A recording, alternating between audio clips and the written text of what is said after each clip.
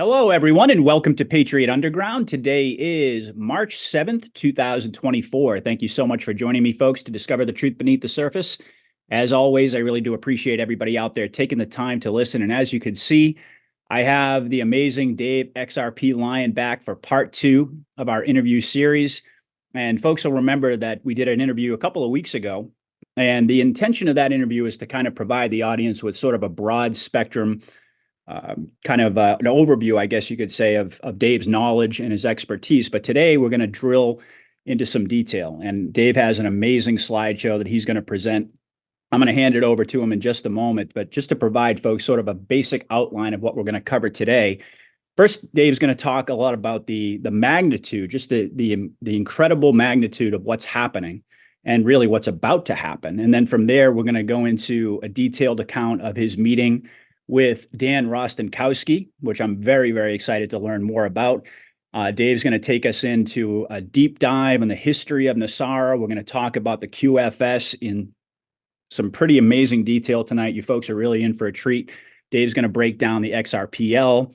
He's going to talk about Starlink. We're going to get into the permanent mathematical solution to the debt crisis.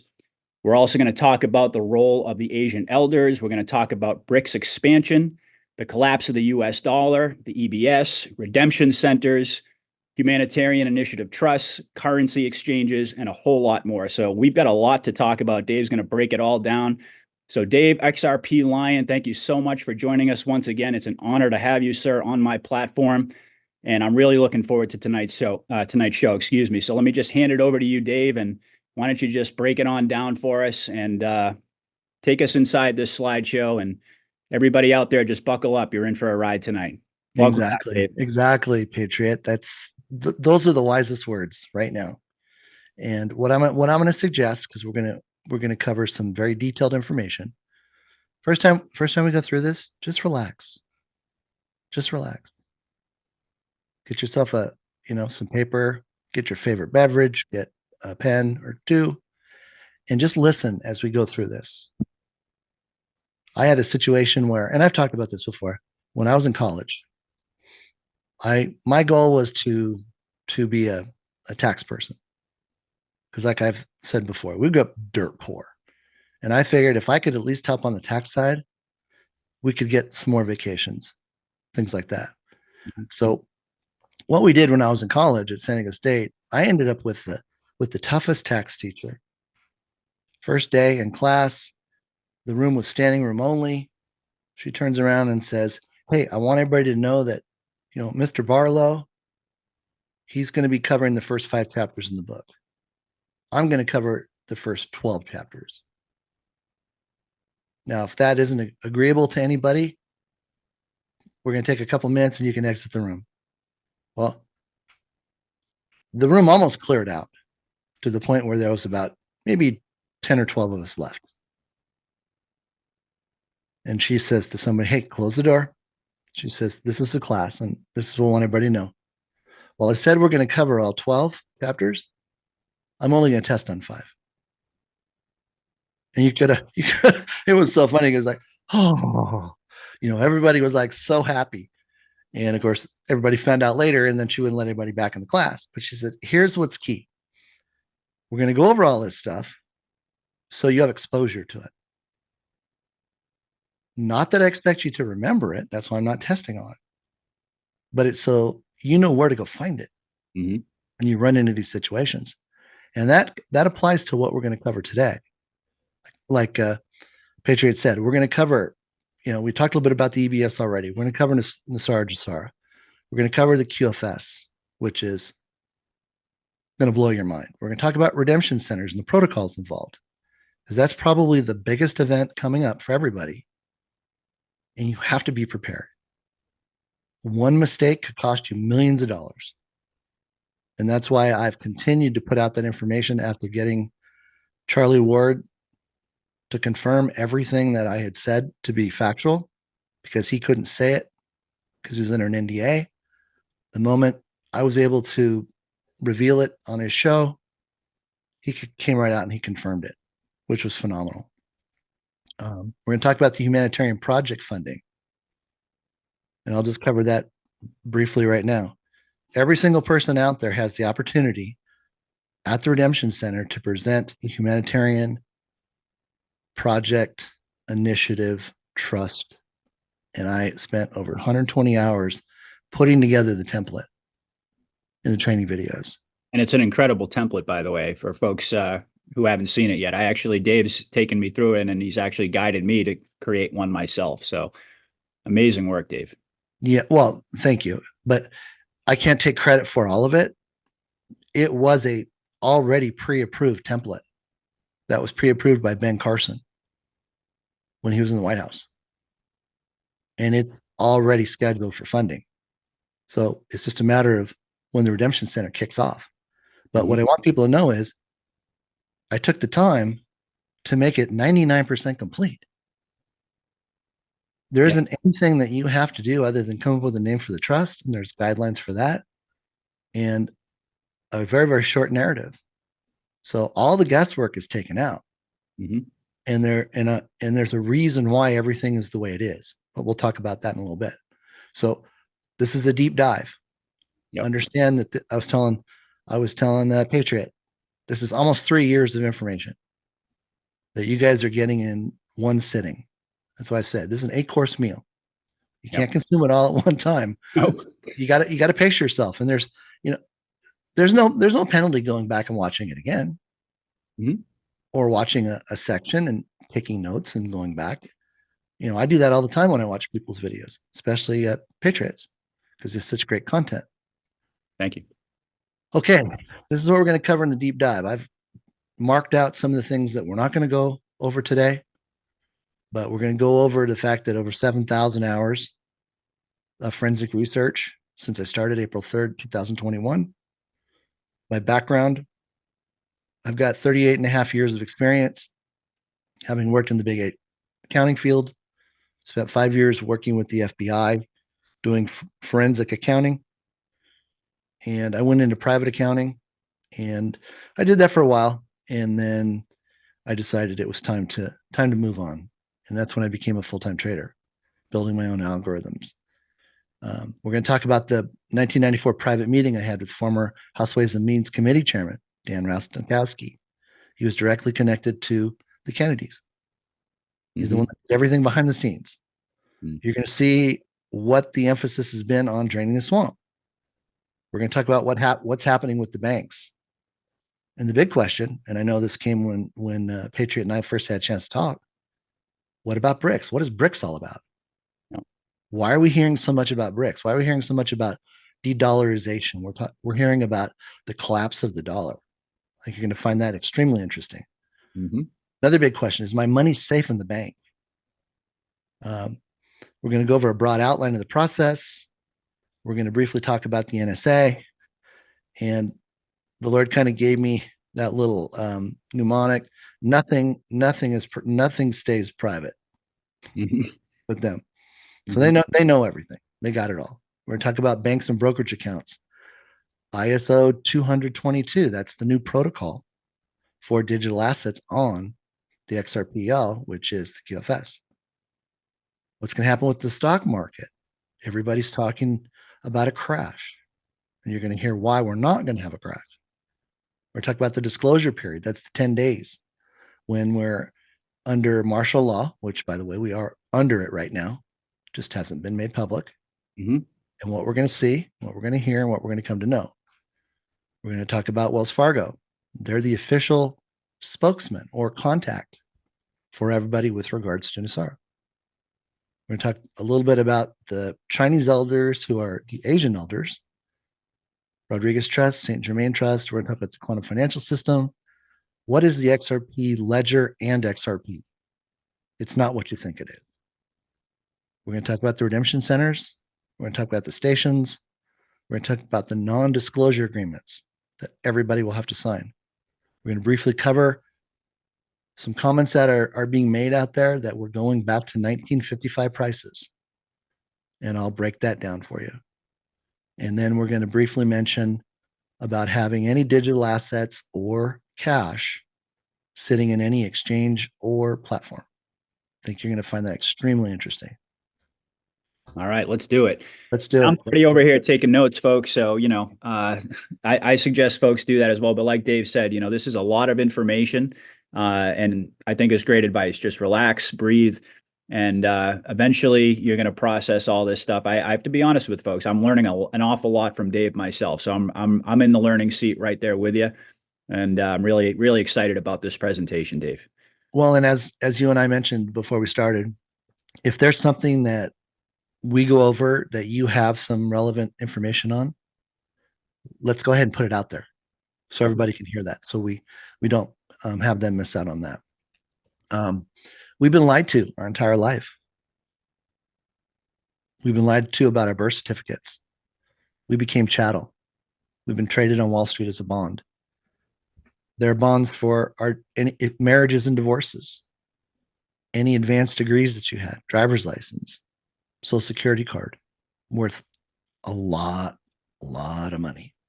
And depending upon your family history, if you are in a household or in a family with, and I always use brain surgeons, and you become a brain surgeon, you really become what's called a preferred bond because you're going to make a lot of money. And by making a lot of money, you're going to generate a lot of tax. And that tax all went to feed the queen because none of the taxes we pay do anything specifically for our government.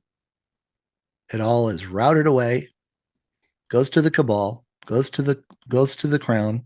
Not anymore, but it did. And then it works its way back to pay off politicians and take care of nefarious actions like child trafficking, adrenochrome, and things of that nature. Income taxes, property taxes, interest, all unconstitutional.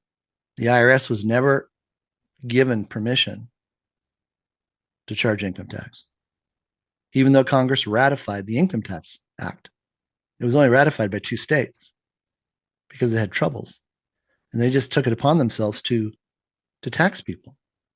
Mm-hmm. And of course, they bought off the politicians, and that's what kept them from passing laws to stop it.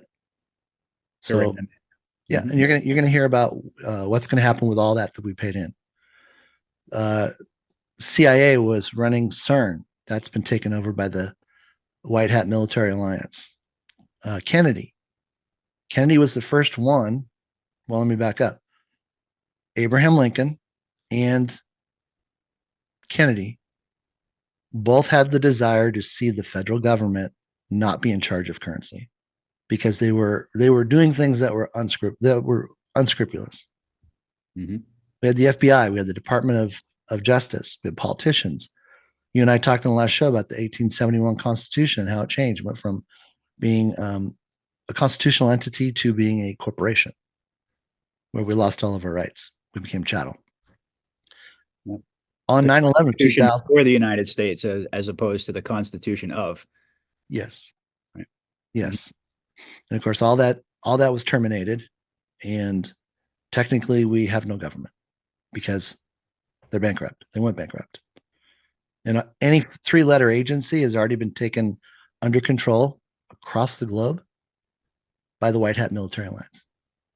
They're running everything. 9/11 of 2001, there was scheduled a announcement by Alan Greenspan at the World Trade Center for 10 a.m., and he was going to announce NESARA. George W. Bush, former CIA director, sabotaged the whole thing and destroyed records at the Pentagon, destroyed records in the buildings because they housed all of the information on how much income tax everybody was going to get back. So they made sure that all got bombed and destroyed. And that's part of what's taken a little extra time. We've given the IRS something to the tune of $60 billion over the years to improve their systems. Well, it was about maybe 6 months ago they came out and said, we've lost all the records. We don't know where all the records are. And we could never get the computer system to upgrade. So we don't know what happened to all the records. Isn't that amazing? Yeah. I mean, you just don't lose that stuff. No. You don't. Now, I got caught up in their little scam when right before the election, filed our some entity tax returns on October 15th, which is the last day to file. Well, they had already shut down the collection of returns for the election. So all the paper returns that went out October 15th were put into mail trucks, driven to the service centers, and then parked off of the property and sat there. They never got delivered. They never got delivered to the IRS service center. Now, what did the IRS do? They kicked out penalty notices. There was nobody in the offices to review your response. So the moment the day count expired to reply, it fired off another notice threatening to go to collections. Again, no one's there to look at the second response. The moment the 10 days is up or the 30 days is up, then they sent everybody notifications that they were in collection and that they'd be contacted for repayment. Hello? There was nobody there to answer the phone.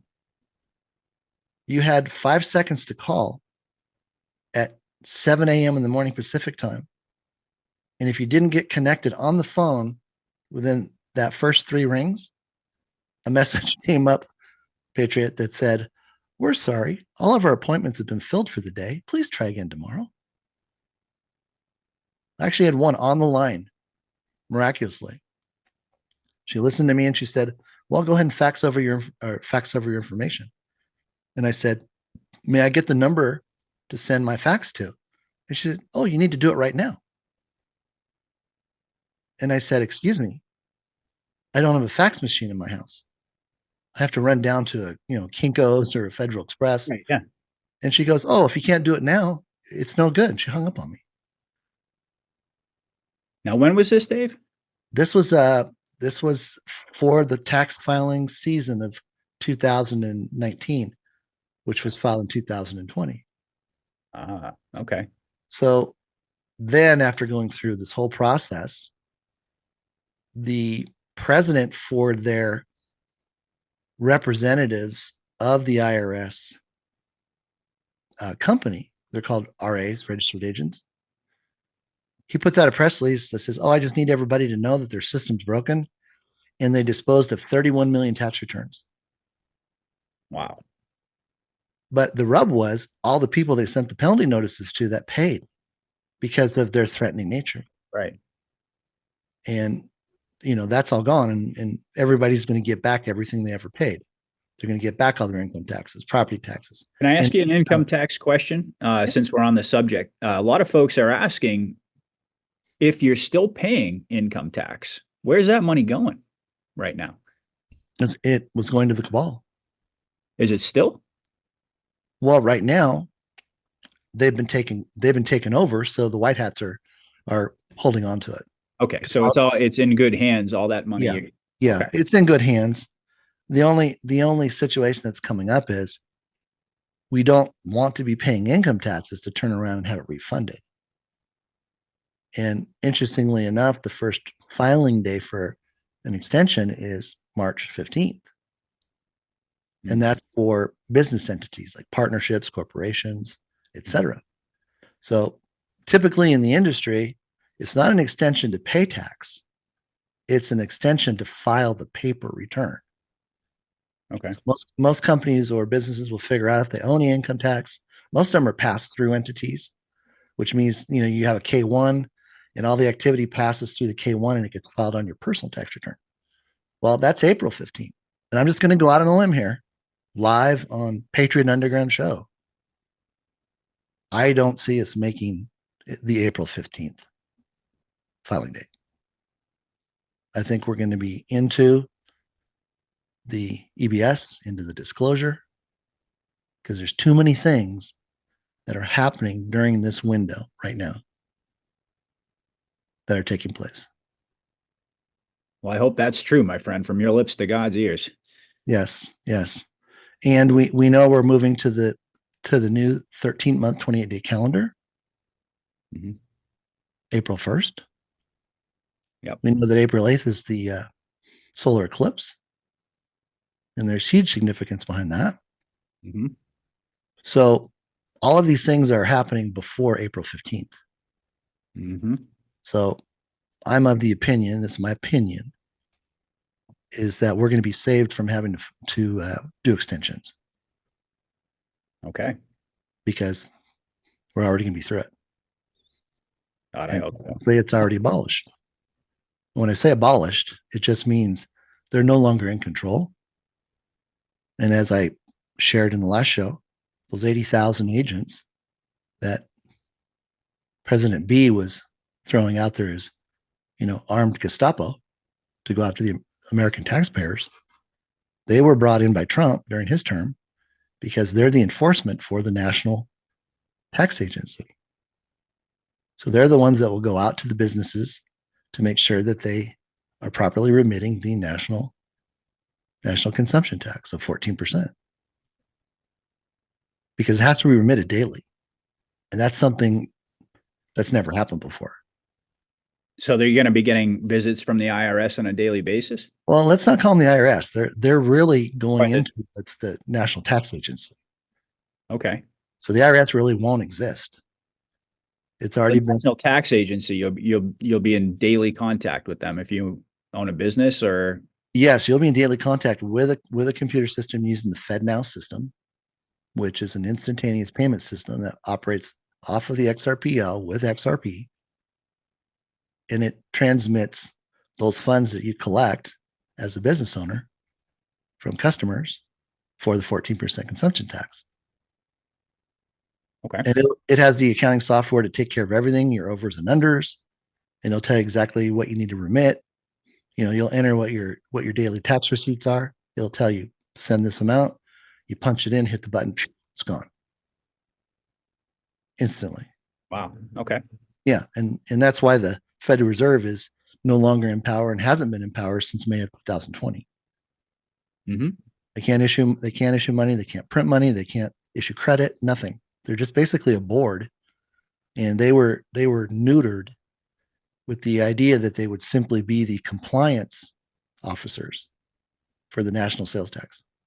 Mm. That's That's kind of ironic because they were painted as if they were going to be a more menacing IRS than they've ever been before. And you're saying it's actually, it kind of sounds to me like it was all cover. Yes, all part of the narrative. Okay. All part of the narrative. Gotcha. Okay, so then we've got the election fraud. We got the tribunals. We got all the corruption that's been identified. They're now working off of the 800,000 sealed indictments. They've already gotten through 100,000 of them. So it's a daily active op that's taking place all across the United States. And I just did a post. Oh gosh, when did I do it? I did it this morning or last night. And Trump came out and basically threw the gauntlet down and told all the nefarious criminals they had 24 hours to turn themselves in worldwide. And if they didn't turn themselves in, that their name would go onto the indictment list and they would immediately be sought after. And once they were captured, they would be terminated instantly. Terminated. Wow. Terminated. Killed it is what you're talking about. Yeah. Yeah. They're not going to a cell. Let's put it that way. It's not a capture and arrest and capture operation. It's a capture and terminate. Capture and terminate. Right. Okay. That just went out a day ago. So that 24 hours is already expired. So that ought to tell everybody that this is serious. And the number of people that are listed in those indictments, because there's an average of, 2 to 5 people in every one of those 800,000 indictments. And interestingly enough, the vast majority of them are brokers and bankers and investment advisors and all of those that took advantage using the devil's tool. And I wrote about this today. What did Moses tell the Israelites after he came down from the mountain? He said, "You made a bull? Why did you do that? I told you not to do that." And then, of course, there was ramifications for that. Well, Wall Street gave us a bull. Sure did. They gave us an idol. Yep. And they made Nobody knows where that came from anyway. That no, bull it just showed up. showed up one day. Yeah. And they just left it. So I did a post on that today. It was like revelation going, oh my gosh. So all of that disappears. Okay. They've already cleared 32,000 miles of tunnels, rescuing the children. They're taking out the child trafficking daily. We're not going to have rigged elections anymore. We've got Wall Street markets and companies that are literally gone. Every single market, the New York market, the S&P, and the Nasdaq have all been taken over by the White Hat Military Alliance. Mm-hmm. That's why I said what I said in the last show. It's phantom activity. Mm-hmm. That's how they're controlling everything. Taking out corrupt presidents and military generals, politicians, the corrupt fractional banking practices, and we've talked about that, the corrupt Federal Reserve, the corrupt SEC practices. Now, let me say this. A lot of what we're seeing with regards to the SEC, when I first came on the scene, the Lord had been telling me about the clawbacks and what was going to happen. That's why you see the SEC coming in and issuing the ruling on XRP that they did, that it was all the tokens that were given away, not the ones that were purchased on the secondary exchange. So anything purchased on secondary exchange is fine. But if it was just handed out, that's all coming back. Okay. And people are losing that. But it's as if what we're seeing is it's not to tell us what is happening now, it's to tell us what they did in the past and what their modus operandi was. Mm-hmm. Very much so when Gary Gensler came out, when he was at MIT, and in one of his courses, it was the 20th course, and he identified the fact that, well, you've now made a coin. You want all the bankers to pick it up. What do? Well, they're going to come to you just like they did to others, and they're going to tell you that you have to give them 50% of your equity. That was a clue. Mm-hmm. That's what happened with XRP. That's what the escrow was. It was originally a dark hat project that was taken back over by the white hats in the military alliance. But that's how they were moving the 50% of XRP's tokens to the cabal, because nobody would notice. It'd just trickle out. So XRP, you said was originally a cabal project. Did I hear that correct? It was a dark hat project, yes. Okay. And when did the White Hats take it over? They were already involved making sure of what was going on as early as 2009 when Bitcoin started. Oh, okay. Yeah. All right. Well, and we know David Schwartz came over from Bitcoin and brought his expertise, because all of the coins were pre-minted. And that's something that is easily definable when we talk about something like market cap. Under the definition of market cap, and this is going to be in the video I'm going to put out next couple of days, pre-minted coins, market cap is relevant. Doesn't apply. So XRP is not of the same, what's the word I want to use? Pedigree and what it was designed to do versus anything else that's out there that's just created out of the blue. Doesn't have utility, doesn't do anything. Mm-hmm. Brad Garlinghouse has already come out on record and said there is no peer to XRP on the planet. There's no peer. There's no equal. There's no one that does what they do. And I'm going to talk a little bit about that. And thank you, everybody, for your patience as we're kind of warming our way up, because I want to get you used to terms and get your brain thinking about the fact that all of the stuff that we're seeing now is a narrative to keep everybody busy and calm while they're rounding up all of these nefarious and evil people, because they're not going into the new system. They have to be taken out.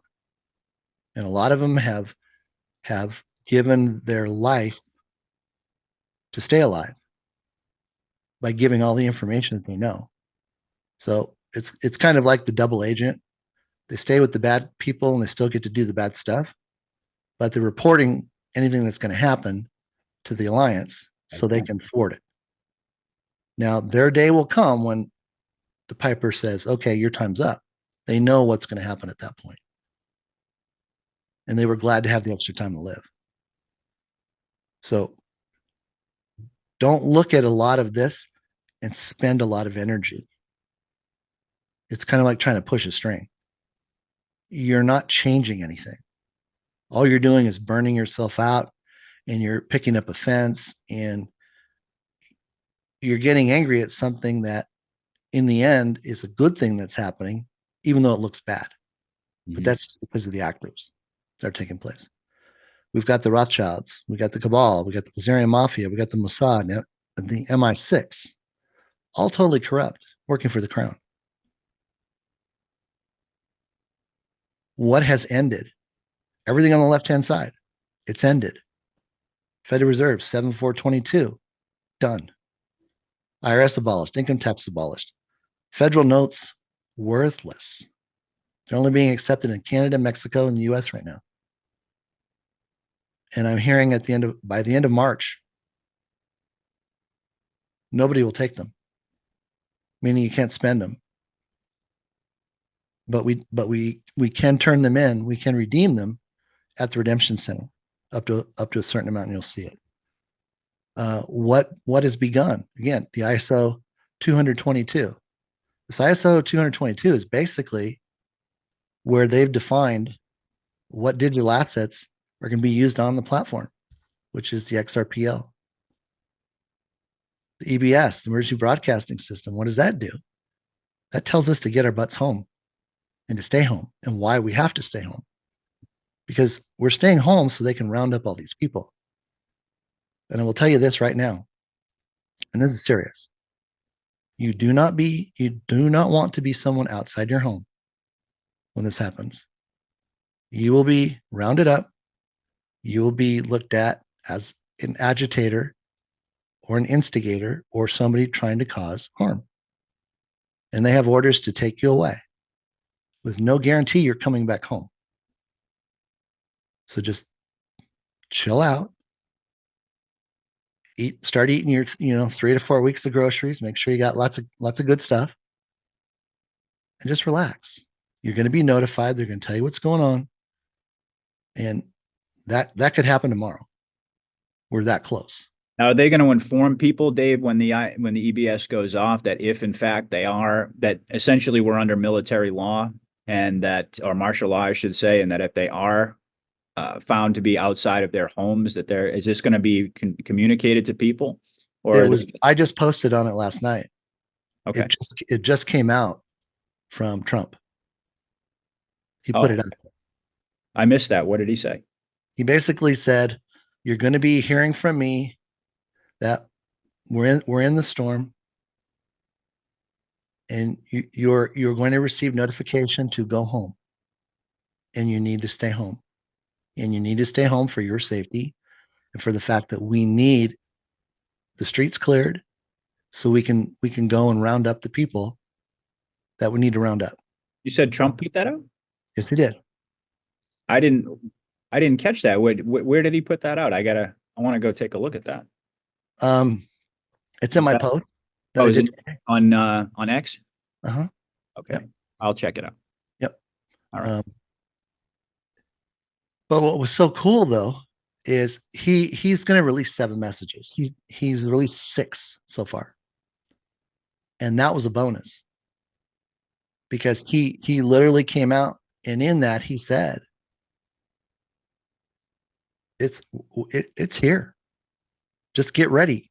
I'm telling you right now what's going to get posted. So get ready. You're going to hear my words." So, like I said, based upon everything that I've been doing, the most probable time is going to be when everybody's home, because their job number 1 is to keep everybody safe. They don't want anybody to get hurt. So how do you minimize a casualty? You do it when people are home. You notice we're through all the sports stuff. The only thing that's kind of coming up now is what is it, March Madness? Yeah. When is that supposed to start? Any idea? I'm not really sure. It's been a while since I paid attention to college basketball, but it's What if usually it doesn't start? March, I think, right? What if it doesn't start? That's a thought. Because why? Because for weeks you're gonna have people traveling all over the country. So if Right. something happen, and again, you know, we want to hold everything loosely. These are no guarantees. We're just spitballing it here. Mhm. If we want people to be safe, we want people to be home. We don't want people in Wisconsin or, New Mexico or Florida when they live in California. They're going to be in a foreign place. So What about the people who are traveling? What happens with those folks? they're going to hunker Who's got down out? wherever they are. Okay. And they're going That's to ground all air traffic, I would imagine. There will And be no traffic, no trains, no planes, nothing. The freeways will all be closed. The National Guard will begin to put up borders, so we can't travel. And that's why if we're caught outside, it's pretty much game over because and you're I go you're on gonna you're gonna look like a bad guy. this will be for 10 days. This will be for 10 days, 10 to 13 days. Yeah. 10 days. Well, and just to throw it out there, just imagine, the first day everybody's spinning out. So it Yeah. would not be right to count that as a day. So the intelligence on it is 3 days on the front end and 10 days on the back end. So people have to have a time to digest what's going on. Yeah. And they'll be told, via the television, via the phone, etc. Because Starlink's taken over the entire internet. Mm-hmm. Matter of fact, one of the things that came out was the Black Swan event. And I posted on it. It's not the stock market. Trump said, watch the water. He didn't say watch the stock market. And we know why the stock market has to stay up, right? Because the retirement accounts are guaranteed. So it has to do with water, and that's the Red Sea. And the Red Sea is where all the problems are, where all the cargo ships are no longer taking or receiving cargo from Israel, the land of Israel, which was created by the Rothschilds. Mm-hmm. And they're now cutting the cables, internet cables. And he told me to report that last year. And they're all going to be severed anyway because we're not going to have that internet anymore. We're not using that internet. Everything will be run off of Starlink. So the white hats are cutting the cables. Yeah, that's who's doing it. That's who's doing it. And of course, if you ever look at the cable map, you're like, oh my gosh, I never knew there was that much cable. But they don't have to cut every cable initially. There's just certain cables they cut and they just turn things off. In Europe, there's 15 cables that run through the Red Sea. They've already cut 4. Wow. So they'll get to it. They'll get to it. Hey, can I ask you also, do you think the deployment of the National Guard in New York and also we've seen fencing go up around in DC, and we've got the resident doing the quote unquote State of the Union tonight. Do you think do you think these fences are going to stay up? Do you think these National Guard folks, I mean, is this what's going on? Do you think they're putting people in a position, getting folks conditioned because we're that close? Oh yeah. Yeah. Kind of like for January 6th when all the fencing went up. Yeah. They had an intent to go in. But when they found out about that missing nuclear device, that's when Trump, wanting to keep safety as number one, said, no, we're not going to risk it. Pull back. We'll get it. We'll figure out another time. It wasn't like that was the only opportunity. Okay. And they've been grabbing them anyway. So yeah, well, I mean, we've seen they're getting the public prepared more and more. I mean, everybody's talking about there's military everywhere. And now they're starting to move into the big cities, particularly someplace like New York, where we know there's just going to be a lot of civil unrest. There's going to be a lot of need, let's just say, to have a big military presence there. I wonder if they're using this, crime spike, which of course is also real, but if they're using that just as a justification really to move military assets out in the open, it was pretty shocking to see. I at one point lived in New York City. I escaped years ago, but to see military there with AR-15s in the subway, and it seems to me like this is all gearing up preparation. Yeah, and they do it under the cloak of drills and things like that. Yeah. So right. it keeps people calm. That's what they want. But everything is a dry run. Mm-hmm. Us seeing Facebook and Instagram go down. Yeah, Super Tuesday. Trump said we needed to send a signal. Mm-hmm. Was that the flash crash that God told me about? Could have been. Coinbase, all that being part of it. Twitter didn't go down.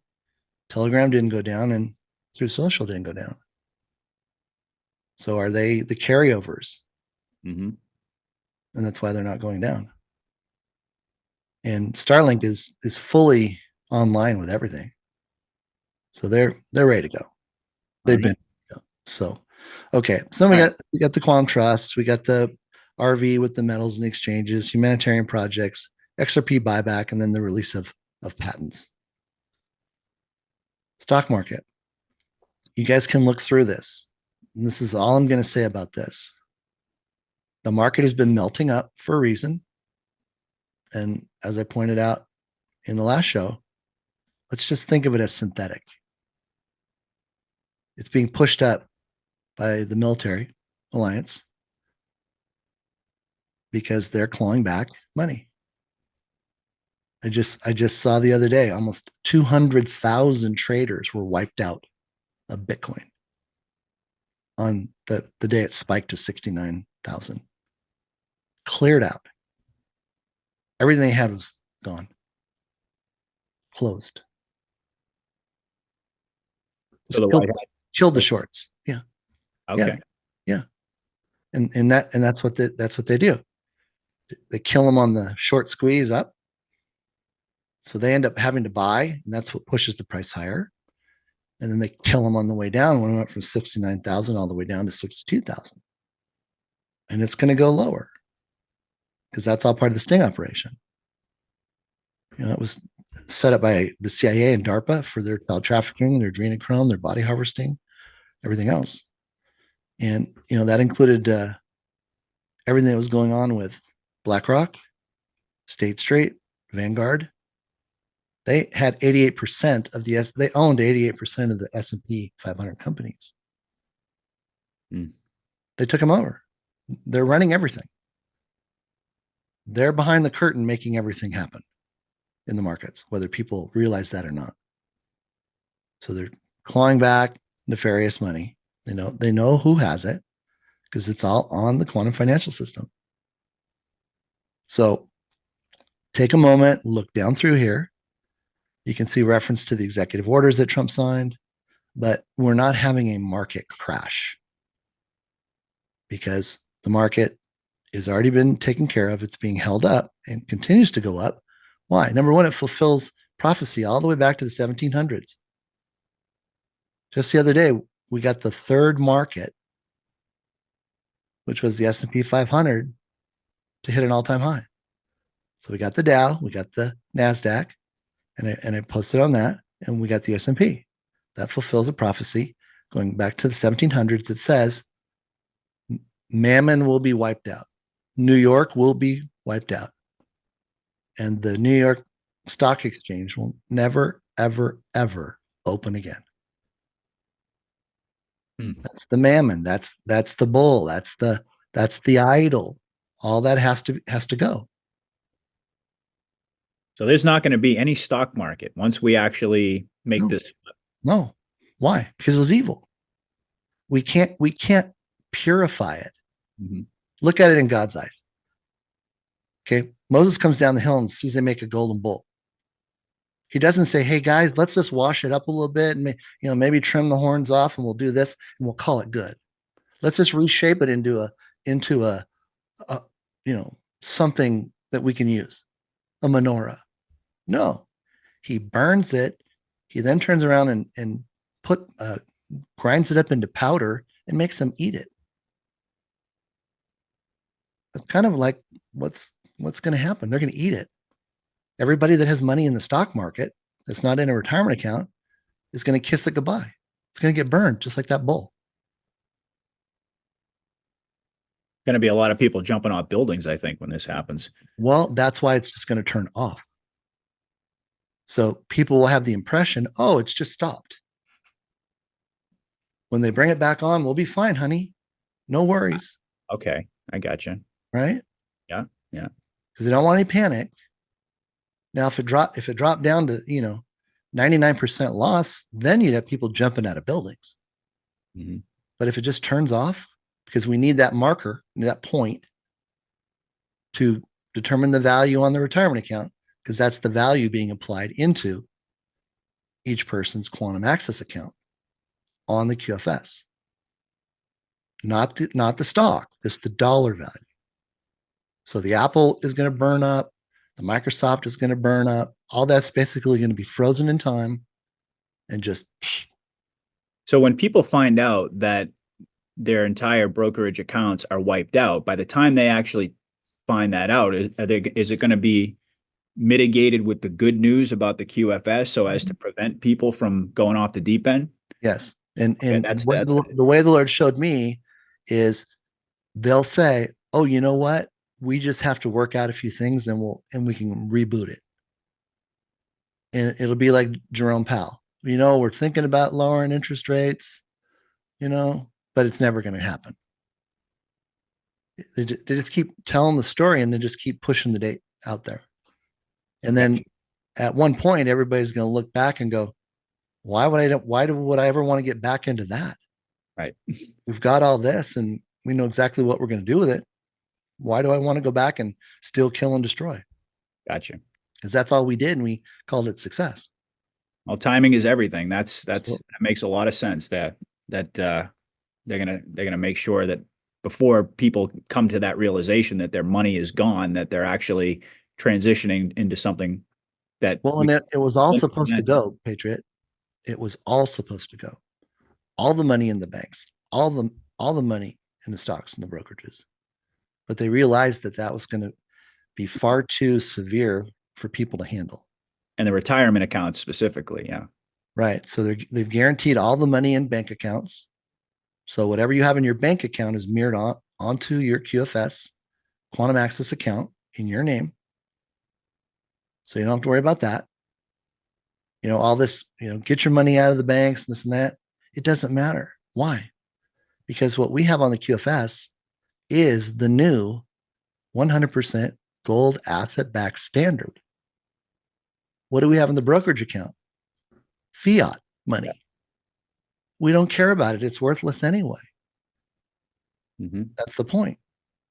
The simple fact that everybody with a retirement account is getting that credit to carry over. I mean, that's a huge, huge win. Absolutely. Huge win. Mm-hmm. So again, if it's sitting in a brokerage account, it will be gone if it's not a retirement account. So you need to move it out of your brokerage account and get it into your bank account. Now, your broker may not like that. Yeah.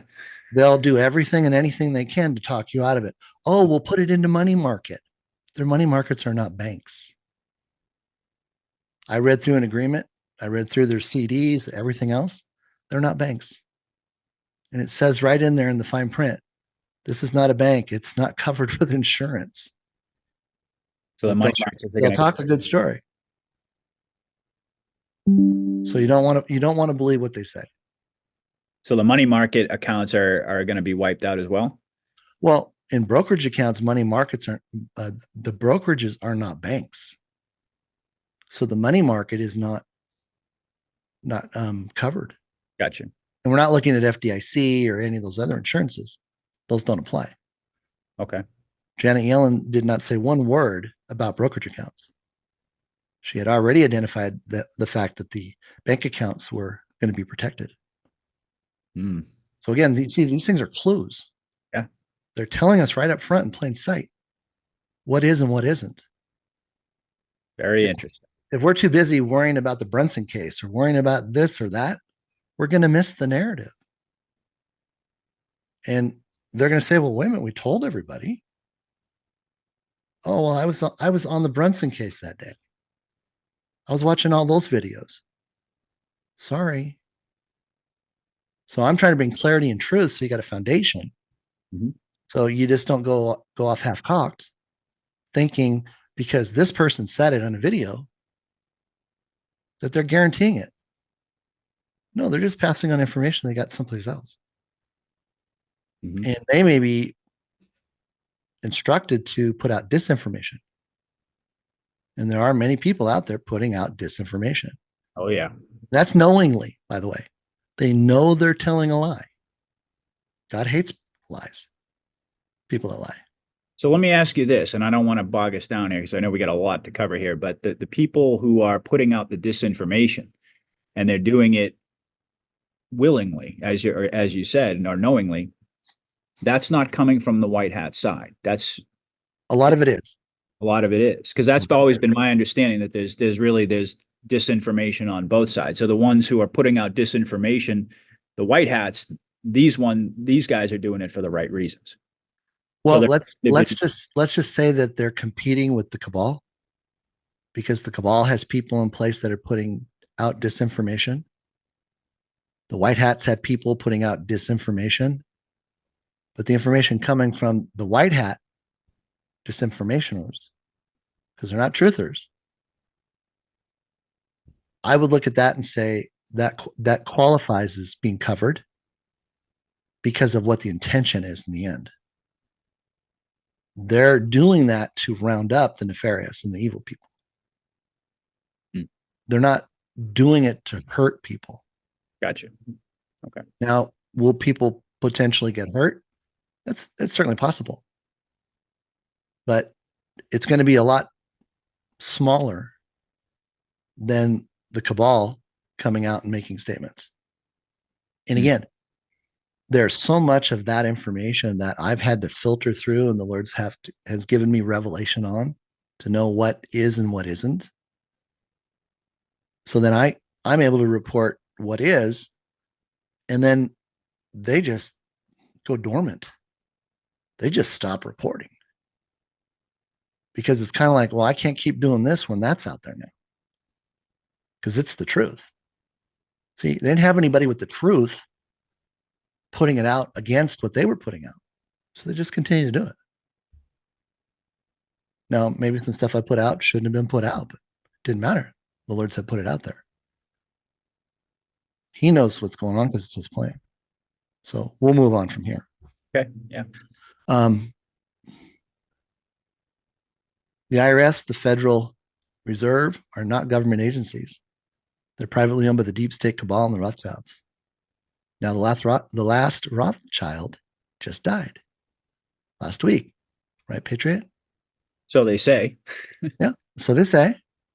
And there's been a lot of statements out there saying Israel's last, and people trying to identify that. Well, part of that has to do with the fact that it's the most corrupt place there is, and it was created by the Rothschilds. I just did a post today on Palestine, and people should go check that out on my Twitter page. And the information that I was able to obtain basically identifies the fact that the Palestinians, the reference to the Palestinians, was created by the Rothschilds using the Philistines. Oh, okay. So the Philistines were renamed The Palestinians. the Palestinians. Huh. And it's all broken down phonetically and what these little tiny words mean. And they were part of Roman culture. And one of the kings got frustrated with the people because the original Philistines were just Arabs, people that lived in the land. Right. Well, the Palestinians were basically how do I want to put this? They were the ones on the fringe. So they were Arab, they were Jews, they were Muslims, and they all just kind of ended up together because there was no place else for them. And then the Rothschilds go, "Hey, we're going to call you Palestinians, and we're gonna take this and create this name for this place." That's how they created the name for the land of Israel. the true people of God are not a land. They're a lineage from Jacob. And of course, you know about the Khazars and everything else and how they, became, fake Jews. Yeah. And The then big difference between Zionists and biblical Jews. Yeah, I've harped on yes, that a lot. I think it's a really, I mean, because I personally, it hits me on a personal level because I have Jewish friends, and I know darn well that these are good people. I mean, exactly. they may not share my faith, but they're good people, and they're certainly not Satanists and blood drinkers and pedophiles. And Exactly. a lot of people out there trying to create that narrative, and I'm going to fight tooth and nail against that one. Exactly. And that's something we don't want to pick up, Right. because we don't want to create offense. We don't want that in our hearts. Absolutely. But Yeah. again, they've been Educate people, but not pick up offense. exactly. And IRS was registered in Puerto Rico, but not $1 of taxes that were paid did anything for the United States. It all left, went to the crown, then circled back around. This was something interesting, and this has been out there for a short period of time. I'll touch upon it briefly. There were a couple of amendments that were created, and in those amendments, they identified what the IRS could do for income tax. Well, since they were never empowered by Congress to collect tax, they just started collecting it on their own. And they strong armed Congress with payouts, threats of death, etc., to not get in their way. So they were like the Italian mob. Yeah, mafia tactics. Exactly. Exactly. So you might enjoy reading that briefly. Here we go. Here we go. I talked about the fact that in 1994, I was fortunate to find myself in a private meeting with the House Ways and Means Committee Chairman, Dan Rostenkowski. And I was telling Patriot before we started, I had forgotten about that meeting. And it didn't surface back up in my mind until I was working with Jimmy Valley in the valuation committee. Actually, before the valuation committee started, because I was part of the first two that submitted the orders to the Federal Reserve and U.S. Treasury using my base 10 math. But this was a gentleman who's a Democrat who was responsible for all the tax reform during his terms. So he brought in accelerated depreciation. He brought in all these tax acts that reduced income taxes, because at one point income taxes were as high as 70%. And of course, that's why we missed a lot of those vacations because the tax rates were so high. Yeah. But what was so interesting is, and this is kind of how the story goes, we had been attending a 3-day continuing education conference, and the gentleman that was taking care of all of us, because we were a bunch of 20 and early 30 somethings, he says, "Hey, I just got word that this guy's going to come down. He wants to talk to you. Can you guys hang out after we're all done?" It was a Friday afternoon at 4:30, and we're just like, "Hey, we just want to go home, go drink some beer, get our weekend started, right?" That's all we were thinking about. Sure. Well, something told me not to leave, even though I was just deadbeat tired and I had an hour drive to get home. So I stayed, and he was running late, and he finally shows up about 45 minutes later, and he comes running in like a bull in a china shop, and he's just sweating profusely. He had just almost ran from LAX to get to the hotel. And he says, "I've only got like 35 minutes. And he says, "I got some amazing things that I want to tell you, gentlemen. And thank you for staying." Well, then he proceeds to tell us about these plans that have been on the White House chalkboard for years, like going back to Kennedy. And that this tax reform was coming. And let me just show you. Well, let's cover some of his credentials real quick. These are all the different things that he was involved in: House of Representatives, Chairman of the House Democratic Caucus, Chief Whip, House Ways and Means Committee. 36 years. So here's what he tells us. He says, this program is going to abolish income taxes. It's going to replace income taxes with a 14% consumption tax. only on new items, not on essentials like clothing, medicine, etc. He said there'd be no tax on retirement accounts. That got us excited. Yeah. Now, when he said number 4, we about blew up the room. No tax on investments, real estate, stocks. And of course, all we're thinking about is all the money we're going to make, right? Yep. And he's like, calm down, guys, calm down. And he says, and on top of this, each person's going to get about $20 million. Now that took us over the top. We were just high-fiving each other and whoa. And he, kind of waves his hands to, calm down, have a seat. And he says the minimum age is going to be 24 years old. But he says it's not going to happen for about 30 years.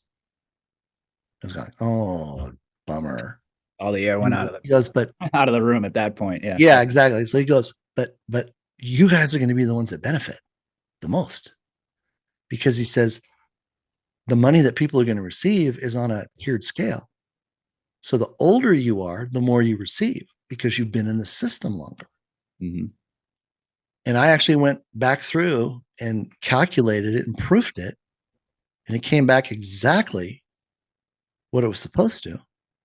And interestingly enough, and you may have already seen it, the growth rate was pi. The number pi was the growth rate. Of all the growth rates, it was pi. So amazing. Then he goes, but we don't know what to call it. Doesn't have a name yet. And one of the things I didn't have on here that I have in my protocols is the fact that they said they were going to privatize the postal service. Well, Federal Express is already flying all the mail for the postal service right now. They want to get to every house every day. And then he said they're going to adjust Social Security. He said, so they'll determine a day and a date, and there'll be a line in the sand.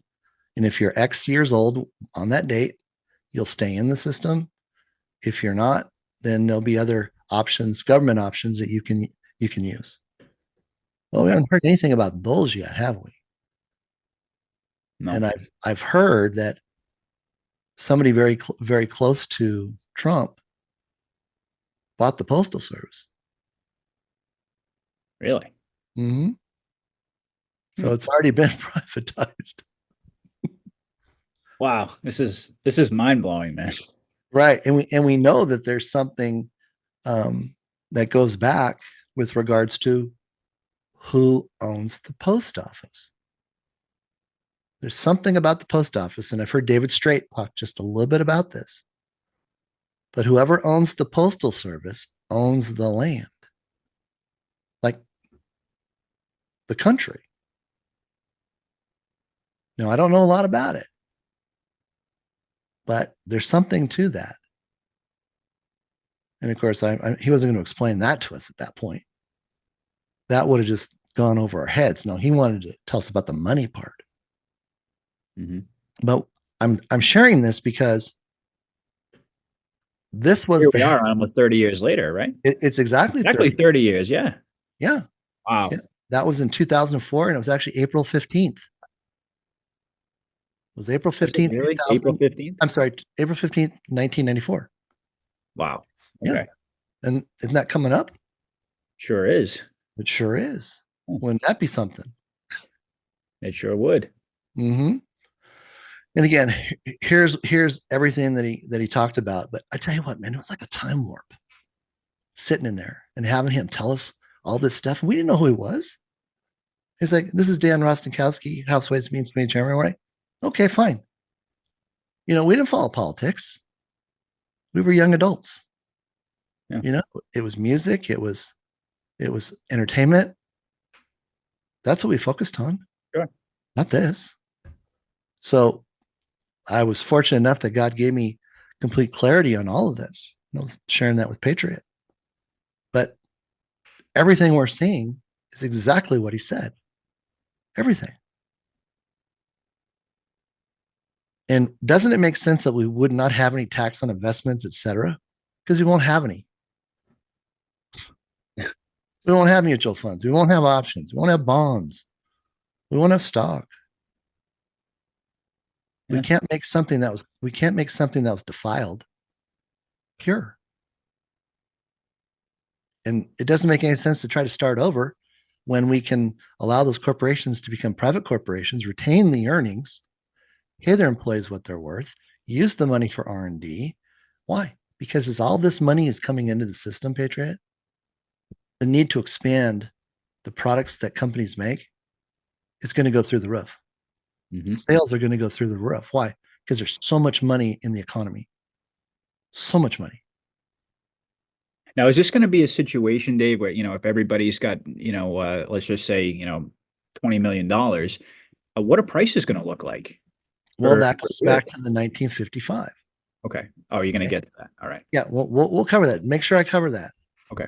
But that's really important because we know that because we've gone to a gold standard now. Well, I can't say gold standard. We have a gold asset backed standard.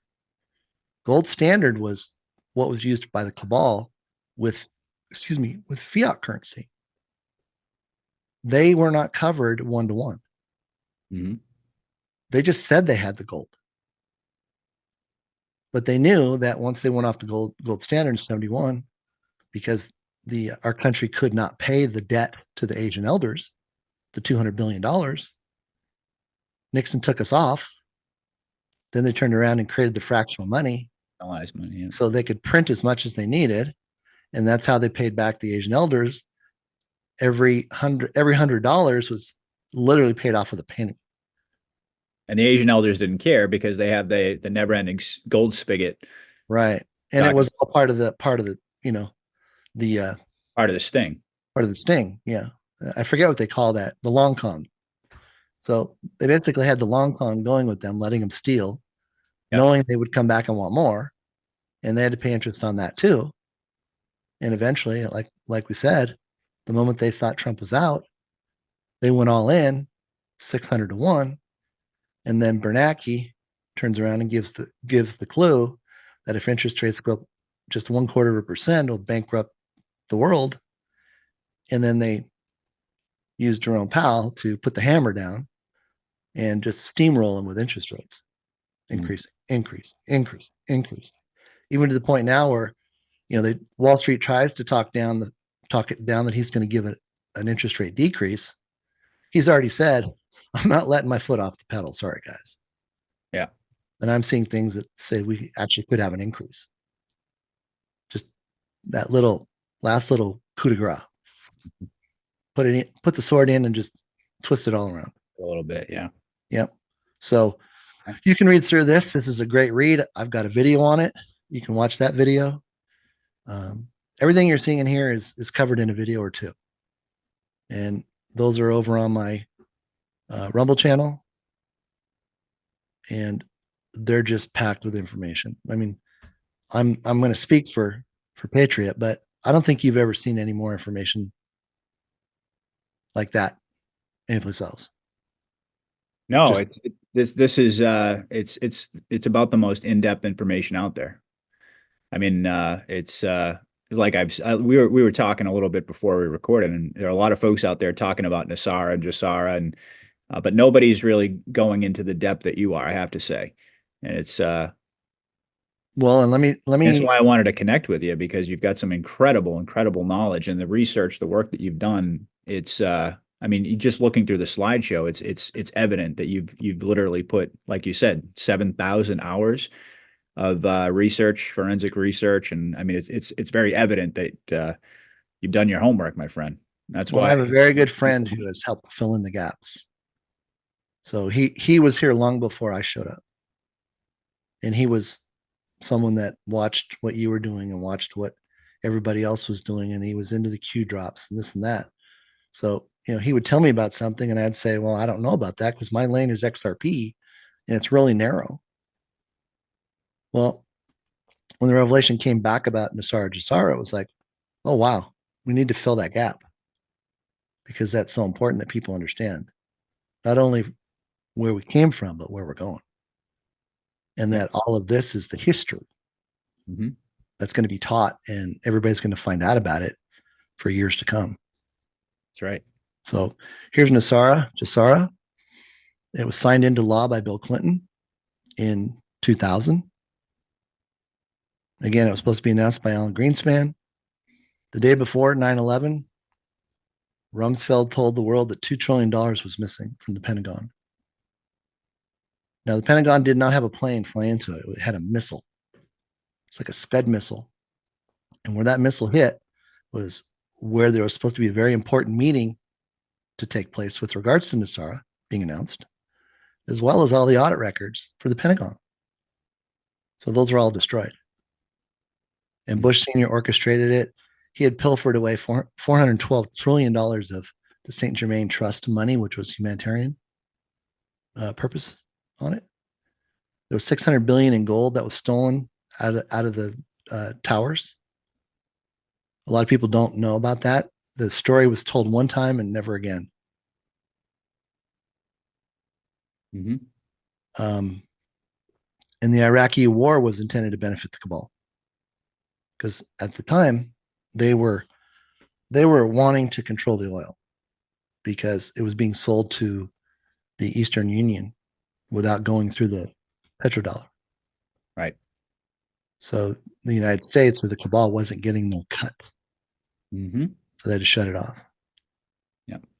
That's the real reason for regime change. Yes, You exactly. start de-dollarizing, and that's it. They come in and they send in the military. Exactly. So what we have now is we have the Asian elders who've stepped up, and there'll be a little bit more about that. But they were God's storehouse on earth. They were given an infinite, never-ending spigot to gold coming out of the deep, deep, deep earth. And you're going to see just how much. But they're the ones that have put up the gold. So gold is the currency of the 21st century. And that's what's been used to fund this entire chain. Not one government has put up a penny. It's not costing us anything. We're actually the beneficiaries that are going to be receiving tens of millions of dollars. I'm going to repeat that again. Tens of millions of dollars. As the Lord told me, everything that was stolen by the enemy, going all the way back to Adam, is being repaid to this generation. Because God has plans with each of us going forward, because it's about love. It's about humanity. Absolutely. It's not about self. And we've been dumbed down. We have been trained not to even think beyond $1 trillion. So when we hear the word $1 trillion, we just get all excited. Ooh. Let me tell you, it's like a grain of sand to what the Asian elders have and what they've made available. That's why they could afford to just let them taste it. Yeah, give them enough rope to hang themselves, to use that adage, right? Exactly. And how did all this come about? Well, it came about because Trump used executive orders. Mm-hmm. He used Executive Order 13818 and 13848 to be able to claw back everything that they owned. And this goes back to scripture, where in Proverbs 6, verse 30 and 31, and I'm going to paraphrase. Don't be worried about the person, the thief that breaks into your house because he's hungry. But if he's caught or known, he has to repay sevenfold. And even if that means giving up his home, and we've talked about what that means, it's not 7 times. And $1 going through a sevenfold calculation is worth $823,453. $1. So that's what I said in the last video. The number of zeros are staggering. I can't hear you. Sorry, I muted myself there for a moment. You're right. It's so staggering because we can't even conceptualize, most of us. I mean, you've gone beyond this, but most of us can't even conceptualize anything beyond $1 trillion. Mm-hmm. And this vast amount of resources, we've all been indoctrinated into thinking that, of course, the great lie that there is no abundance. And that's, I think, really the big the biggest revelation that I think all of us are going to have is that there's always been not just enough, but enough for us to all live in abundance. Exactly. Exactly. And God made sure that it was all here before we got here. Mm-hmm. So there wasn't anything that he didn't already know needed to be here. We just didn't know was here, Mm-hmm. which is pretty darn amazing. It is. It is. And that's part of what's going on with, well, let's move on here real quick. Sure. We're just going to let you peruse this at your leisure, but this covers a lot of the protocols with regards to the GESARA Act. NESARA is a national and GESARA is global. Now, we'll tell you this was a 5-year program. All of these things were consolidated into everything happening at once because they realized that if they allowed too much time to pass, the rats would get out of the trap. Mm-hmm. So XRP was originally scheduled to happen in December 21. NESARA was moved into the first position, and it was scheduled to be NESARA, XRP buyback, and then GESARA. Well, then they realized that there were holes there. So they tightened it up again. And everything is happening at the same time. National, global, everything. And since we know that the XRP tokens have to be bought back because retail holders cannot hold them because of its purpose, its use and utility, we'll cover a little bit about that in a little bit. Everything takes place at one time.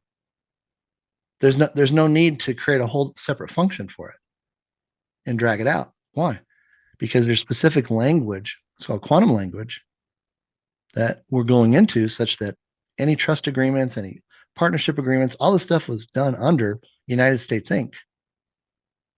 So they'll all have to be redone. And with the redemption centers, that's all taken care of. It's one-stop shop. Everything is done. Now, wouldn't it break that down a little bit later, folks? Wouldn't it make more sense to do it then when you're already there? Absolutely. It adds 2 minutes to the process. Yeah. I mean, absolutely. The answer is, do you want to participate or don't you? Yes or no? Mm-hmm. And if you do, you pick the price. It's as simple as that. Simple as that. NESARA eliminates income tax, terminates the IRS. And again, it just becomes something different. And that's what the Lord had me posting in the very beginning, Patriot. He said, we're going to see all these 3-letter agencies and things like that become something nicer, something better. And, at the time it was hard to believe that the SEC would be something nicer. Yeah, it is. Because those 3-letter agencies have become so, I mean, the connotations and the associations have just become so nefarious. To think of the IRS or any of these other ones as being something that could be converted into something good it's a kind of well, it's hard to wrap your brain around it at this point. Yeah. Really NTA, National Tax Agency. Mm-hmm. NTA. Here's our gold-backed coverage. That's the post I did in my decode. 100% gold asset-backed standard.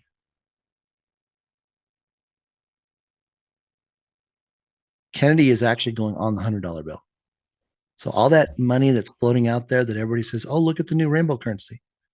None of that is the rainbow currency. Just so everybody knows. Because we would never put NASA on a bill because it's fake. We can't put Grant on there because he's the one that signed us into 1871 Act. Yep. That's right. All of these characters have something going on. Yeah. Not a lot to choose from. No.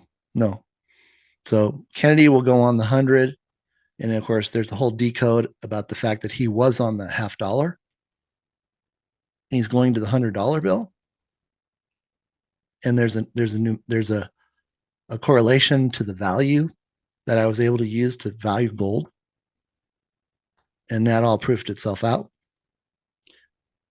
Here's Trump. He's the lion. He's the L. But we've never seen anything like this. Ever. Let's talk about the QFS with the XRPL. All right. Starlink. Okay, now we're going to get into some really cool stuff. I don't expect anybody to agree, but I just want you to understand the concept. Okay. We've been given ancient technology that was created out of time and given to us in time. And that's the interface between the quantum financial system and the XRPL. The XRPL is on Earth, and it uses XRP to open the gateway.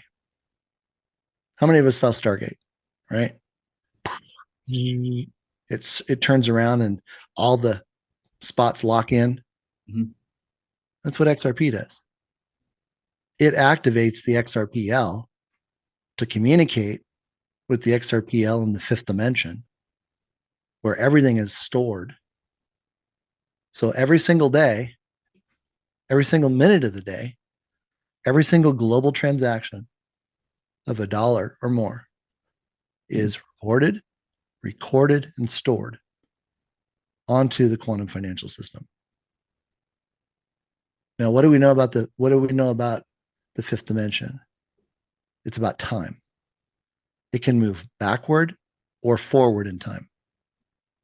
So the quantum financial system through the XRPL in the quantum realm moved back in time, all the way back to when banking first began. And it uploaded all of the banking transaction records onto the QFS. So every single banking transaction since banking began is on that XRPL. How far back are we talking about? 1700s. Okay. All right. Now, what are the first three letters of that? XRP. It's not XLM. It's not XTC. It's not IOTA, HBAR.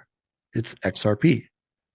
XRP is the mate. It's the key that has to interface with the XRPL for it to open, just like the lock and the key, for all of this to take place.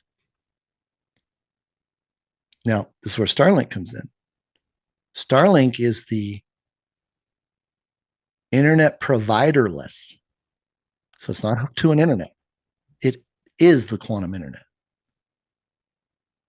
So it uploads all the transactions coming from the stores, you name it. It all goes up through Starlink. Every single Starlink satellite has a validator to validate XRP. And that data gets transmitted to the XRPL in the third dimension here. So remember, we found out that XRP didn't need the internet to do a transaction? That's why, because it goes through Starlink. It doesn't need a land-based internet. That's why it's unhackable. That's why when our money's sitting on the QFS in our quantum access account, can't be hacked. That's where 99% of our money from NESARA, et cetera, is going to reside. It's protected. They will not pay any interest on it. And we're not putting it there to draw interest. We're putting it there for it to stay safe. Okay. Right? Yeah. Now, that's the part that nobody really talks about. You won't hear Brad Garlinghouse talk about it. You won't hear David Schwartz talk about it. Nobody can talk about it. They're under NDAs. I'm not under an NDA. I can talk about it. God has explained the process to me completely, and I understand it fully now and how it all integrates. But we still have to have these other tokens down here: XLM, XTC, Algo, IOTA, HBAR, ADA, and Quant, because think of them as I called them the seven dwarfs. So XRP is Snow White. They run around and do all the work, right? Didn't Snow White say, go get the water, go get the fruit, do all the work. Yeah. And they run around and they're all happy. And who benefits? Snow White. Well, that's what they're going to do for a while until everything is worked through and all the processes are fully functional. And then they won't be needed because everything is done directly through Skylink, through XRP, through the XRPL. Because we'll be using our quantum phones and our quantum laptops to take care of everything. But it's a whole new world. Whole new world. And I was telling Patriot that, let's see if it's here. These gentlemen right here, when I was working with Jimmy Valley in the between the second and the third valuation committee, there was this issue with transaction speed because of Einstein equals MC squared. Well, they proved, and it came out in October 22, that in the fifth dimension, it can do whatever is needed to be done in the third dimension automatically. So the restrictions that Einstein saw were bound by the third dimension. Mm-hmm. He wasn't in the quantum realm seeing it from that respect. And I shared the fact that I had a dream where I saw him at the chalkboard. There were three gentlemen to my right. I couldn't see them, but they were telling Einstein that we had to drop the E. And I'm in tears screaming, we can't drop the E. We can't drop the E. And I didn't understand the dream. I shared it with Jimmy. Well, it wasn't until earlier this year, actually in 23, that I realized that their discovery, I was in the room and those were the three guys. And they were telling Einstein, no, we're not bound by this E anymore, this energy. And that's what in the formula that I was given, it doesn't say E equals MC squared, it says X. Well, X is XRP. And it's a function of going into the quantum realm, which is an increase by 4, but it takes it to the power of infinity. So whatever needs to be done to process transactions, there is no limit in the fifth dimension on how many transactions the XRPL with XRP opening the gateway can process. It's infinitesimal forever because the fifth dimension, being able to go back in time, already knows what the need was. Yeah. Kind of like what God did. God already created everything that we needed. He doesn't have to go and recreate it because now it's time for it to manifest. Isn't that wild? It's crazy. It is. It really is. And we're going to come to understand that even more. But that's part of the solution that was proposed in the debt clock decode. Is there a mathematical solution to end debt? Well, it starts with the Asian elders putting up all the gold. Then it moves to operating in the fifth dimension, the quantum realm, running all the transactions through the XRPL so that everything is reported, recorded, and stored for every single transaction. And what happens when they open up that gateway? It just doesn't do one thing. It allows the transactions to go through, and it allows the liquidity need to come out. So whatever the liquidity need is, it's already there. And I've already calculated it. $100 quadrillion. Now I've got a couple videos coming out next week, or hopefully this week, because I stopped to finish this one up, but it explains why. It explains the how. The Chinese elders put up in an agreement with our U.S. Treasury Department on July 24th, 2022, 1 quadrillion. Now, to give you perspective, that's a 1 with 45 zeros. What's the number that you said? It starts with 1. Yeah. And it has 45 zeros after it. Quadrillion, is that what you said? Quattro, like quattro decillion. Decillion. Well, I've never even heard of that before. No, most people haven't. It's 1 with 45 zeros. Okay. Now, That's the gold they gave to the U.S. Treasury for NESARA. Wow. The gold that was confiscated under the executive order by Trump in just 2 of the Vatican tunnels, going one to Jerusalem, one to Switzerland, that amounted to, I'm going to round up, 43 quintillion. That's a 4 with 19 zeros. That doesn't include all the priceless artifacts. It doesn't include any of the cash or the other precious metals. That's just the gold. That's When incredible. they originally took it out, Trump said 35 quadrillion. Just in the assets from the Vatican. And of course, they recovered the 711 missing books to the Bible. Mm-hmm. And all of those are already being prepared and printed, so we get a copy of the missing books of the Bible, 711, because there's 777 books in the Bible. Mm-hmm. But there's been a lot of clues along the way. And one of the genuine clue masters or maestros has been Brett Garlinghouse. Now, this word right here, orders of magnitude, it means something. And it means base 10 math.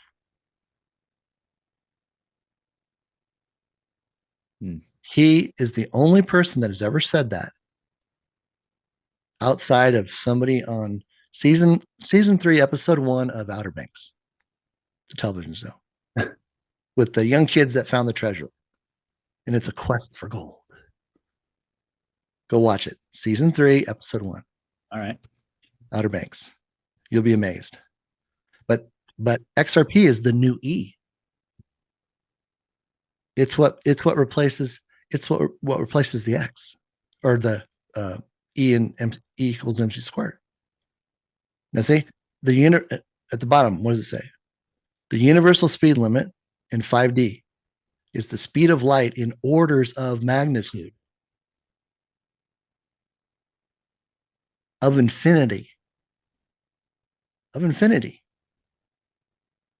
So it's kind of like you have a car and it'll go as fast as you want. You just push the pedal down. No limits. No limits. That's what black fiber does. That's our quantum internet. Our quantum computers that we're getting, our laptops at the Redemption Center, are more powerful than the most powerful supercomputers on Earth right now. They're 1,000 times more powerful. Can you imagine what we can do with that? I'm trying to imagine it now, but wow. And these have been already mass produced for everybody. Yes. Along with the Q phones and all. Yeah. Like, I remember when I first heard about that, I was a little bit skeptical, but you know, I hadn't really done a lot of research into it. But so you're saying that all of this stuff, do we know? I mean, I know it's kind of slightly off topic, but do we know who's been responsible for mass producing all of these things for all of humanity? All these laptops and phones and. Well, I think the information's out there. I haven't gone to look it up just because we know we're getting it. So, why worry? Gotcha. All right. Just curious. Yeah. But just think about it. You want to render that 3-hour video, Patriot? 2 seconds. It's done. Before it's news, it's going to have to get new servers, but they got to get in the game. Yeah. Everybody else has to upgrade their equipment. But that'll be a whole new industry that takes place, along with the 6,000 patents that get removed or get released. But again, the quantum financial system doesn't exist without XRP. That's what they can't talk about. And the only reason why the price for XRP is what it is because it's tied to transactions per second, which is operating on the 3D internet, the junky internet with all of its problems, and the fact it wasn't made to run on a 3D internet. It was made to run in the quantum realm. So my analogy of that is, you got a Lambo and you can only drive it in your community and the speed limit's 5 miles an hour. Yeah. Who cares how fast it goes? You Right. can't go over 5 miles an hour. Hmm. What's it worth? Right. It's worth nothing. Sure, Yeah. it looks If nice. you can't exercise it at the Right, speed, yeah, right. Absolutely. right, right. And that's what's been taking place. So everybody's been frustrated thinking it's because of the lawsuit. No, no. The SEC is acting like a marshal. They've been protecting XRP. So everybody bought into the other narratives, stayed away. All the greedy people went after the Bitcoins and Ethereums and the Shiba News and everything else that isn't going to be part of the system because it's not ISO 222 compliant. And people they just don't get it. It's like, if it's not ISO 222 compliant, you don't go on to UFS. QFS, period. And there's only 8 tokens that have been certified compliant. Mm. It's kind of like, okay, I'm gonna roll the dice until the lights go out. And that's really what's happening. But it's also a way to keep the nefarious away too. Mm-hmm. So that's a great thing. Um, this is more just about what it is, how it operates.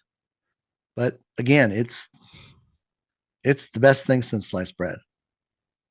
Now, I will tell you this: anything you have on a computer right now or on the cloud will be lost. When they sever those connections, there will be no way to retrieve it. So if you've got stuff on your iPhone, on Google Cloud, etc., you need to get yourself a separate portable hard drive and you need to download it all in there.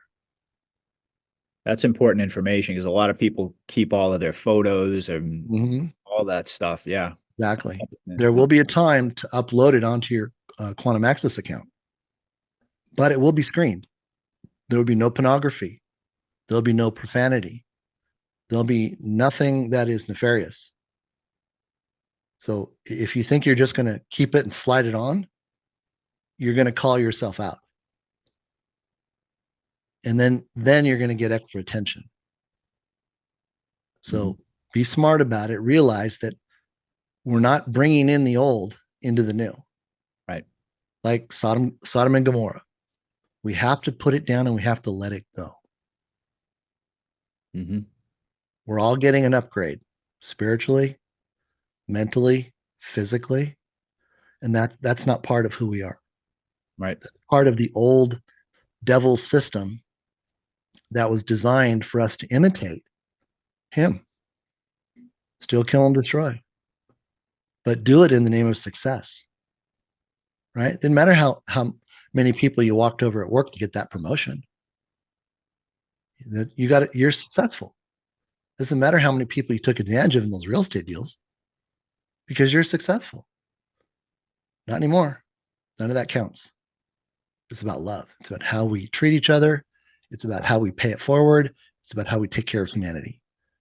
Mm-hmm. That's why all of this is taking place.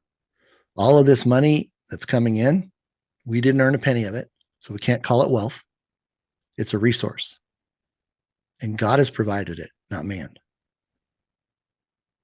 His delight is that we want to participate with him in our plan with him that we agreed to before we became flesh and blood. And that's been our whole purpose on earth. The devil's twisted it to make it look like God just wants to hurt us when God just wants to love us, like the return of the prodigal son. His arms are open. He's got everything waiting. And he's just saying, come home to me. And here's what we're going to do. Now, I will tell you, in my lifetime, I've had success and I've had it taken away many, many times. Always starting over, always starting over. Just when you think you're going to cross over, boom, you get knocked backwards. And the cabal's done a very good job of making that happen. Mm-hmm. We think we have it, then we don't. We think we have it, then we don't. Yeah, it's a carrot on the stick that always keeps you going for what they want you to go for. That cabal mindset. And you know, there are a lot of people out there who are, I mean, in my opinion, a lot of people who are very good at their core. and we're going to get into this a little bit later when we talk about the redemption centers and the scanning for your intentions and so forth. But a lot of people, I think, who are really good at the core of their heart, but they've just been so twisted by this world. And a lot of these people have absolutely no clue what's coming, and so it's like one of the questions that kind of went through my mind as you were talking there is like, what about these folks who are, are they going to be given this a period of to be able to let everything go? I mean, I think we're at a point where we're discussing these things at a much higher level of consciousness than, probably, well, I don't want to throw a percentage out there, but a massive percentage of people, right? And then they're all of a sudden they're just going to be presented with all of this, and at the same time they've got all of their vices, all of their, all of their things that they probably wouldn't have engaged in had we not been thrust into this devilish world. So, for those people, Dave, are they going to have a chance to be able to, I guess, redeem themselves, for lack of a better word, or is it going to just be, how's that going to work? For folks who, this is all new information. That. Well, this is what I can say. God is a loving God. He's not a punishing God. He brings grace. We all have grace upon us every single day because we mess up. We do. Absolutely. And I mean, he knew I got to mess up on a daily basis. He knew that. And we were made aware of that. We agreed to come into this world, the sin-natured world. And sin, he gave me the acronym, self-inflicted narcissism. He knew we would partake of it. We would taste of it. We'd taste its fruit. Yeah. The hope was that we would not fall into it and make it who we were. And that we would realize that it's empty. It doesn't bring love, it doesn't bring happiness, it doesn't bring joy. And that we would give it up and we would return to him. And that's what this period is all about, right? That's why we're here. Yeah. Is to get back to God. Now, the devil just had to twist it a little bit and make God a taskmaster, make him someone who wanted to come against us, find fault. Mm-hmm. The littlest thing. It's like the number one question I get from people is, hey, Dave, what's the date? When's this all going to happen? Everybody wanted to know the date. I said, Father, why are they so concerned with the date? He says, because they want to know when they have to give up this sin-natured lifestyle. So they'll do it right up to the last day, and then they're going to repent, ask for forgiveness, and want to walk right through the door. And that is certainly possible. I'm not saying it's not, but the human mind doesn't want to give it up. It's like it's monkey all we've ever known. Yeah, it's like that monkey with his hand in the gourd holding the grain. He sees 5 people coming with sledgehammers to take him out, and he won't let go of the grain. All he does is open his hand and he's gone. See, we're going to have a period of time during these 10 days of disclosure to see the horrific things that the enemy has done to God's people, to you. We all carry his name in our DNA. He put it there on purpose. He gave us the breath to start us. One day we have to give back that breath because it's his. Mm-hmm. So we get to decide. He knows that there are those that are not going to be with him. He already knows that. But he knows that there are people, like you said, with good hearts. And they've just been caught in this struggle of being pressed down and abused and traumatized. And he's not going to hold that against people. He's going to give them the time that they need to be healed. And we're going to have the medbed technology. We're going to get everybody right. So now they're not under that pressure, because that's what this has been the whole time, pressure. Well put. And we won't have those financial pressures anymore. And he expects us to be a great steward. That doesn't mean we don't get to enjoy it. It just means we have to be smart about it. And he said, those that lean into me for understanding, I will guide them into what to do. Those that don't will be dead broke like a lottery winner in 3 to 5 years. Mm-hmm. And it wasn't maybe, it was they will be. So we need to be very smart when we get this money. And I've talked about this before. There are things that we want because we're going to have the money to pay for it now. But when we talk about pricing in basic economics, if your buying power goes up, then prices are going down, right? Well, it doesn't function that way in this respect. We took a fiat dollar, which had no backing at all, and it depreciated all the way down to a nickel from 1933. Because of this program, our nickel just multiplied by 20. It's now $1 again. And it's a pure dollar. It's 99%, 99.9% backed by gold, 100% backed by gold. So it has tremendous buying power. But the only way for prices to become cheaper, and we're not looking at the buying power, is for that manufacturing to increase production. So the bread maker makes more bread. So now there's plenty of bread for everybody. Otherwise, there would be no bread, right? Because there isn't enough to meet the supply of money out there. But there are things that are not going to go down in value. That $10 million home is not going to go to $500,000. It's probably going to go to 12, 15, $20 million. Why? Because as long as somebody has the money and they want something, they'll pay for it. It's like people out there, paying hundreds of dollars, thousands of dollars for sneakers. Mm-hmm. To put them in an acrylic case and hang them on the wall. It reminds me of the Beanie Babies. It's called Michael Jordan. Basically, but there are going to be people that have the money and they're going to go out and they're going to buy those shoes that they want, the ones and the twos and things like that.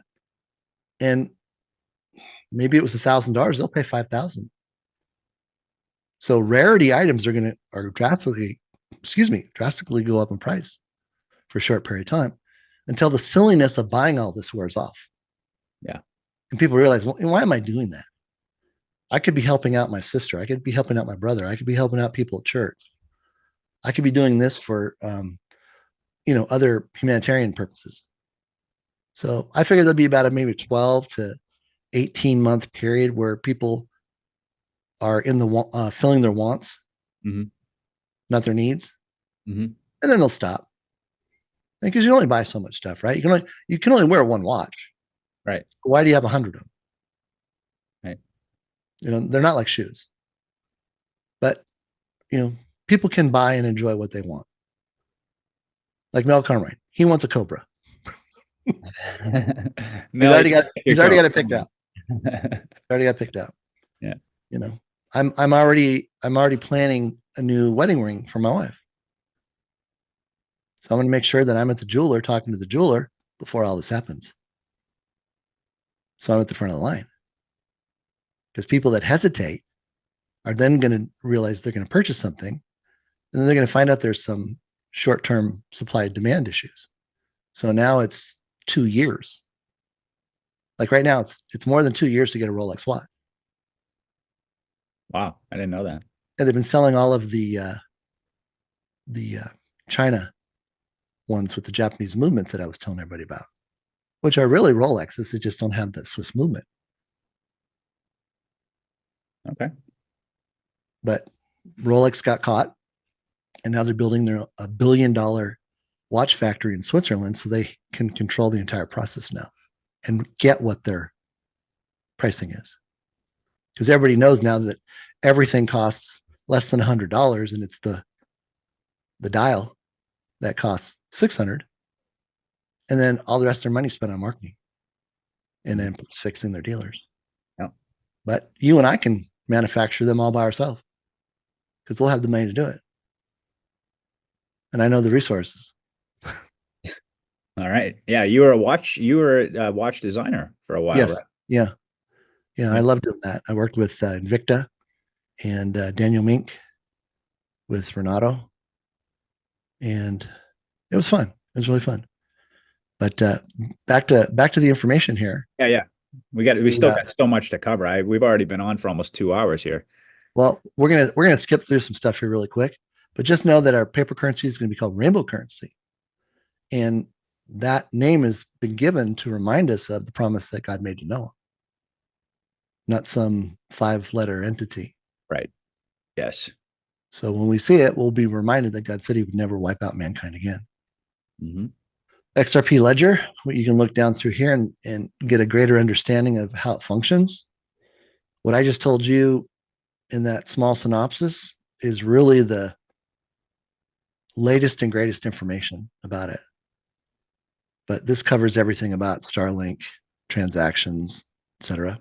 Yeah, so these are some of the slides folks can come back to and, Yes. Yep. screenshot them and study them because as you can see, there's just so much information here. We could be on here for 10 hours. We wouldn't be able to cover all of it, right? Exactly. Exactly. Um, just a quick little note about Brad Garlinghouse. He's a good guy, and how he came in right on the skirts of executive orders that Trump signed, which is pretty cool. Yep. This is a breakdown of XRP and how the price discovery was determined. And it wasn't about establishing a price for XRP. It was about establishing a price for what's called all the money. And all the money is what sits on the QFS. And through the XRP, it creates the liquidity. Mm-hmm. So if we have the US Treasury getting one with 45 zeros, that's on the XRPL right now. It's already tokenized. All the gold from the Vatican tunnels, tokenized, meaning it's certified, it's assayed, Yeah. and they don't need any more. So they are so far over the valuation that was determined at 10 to the 17th power. I mean, that's the minimum.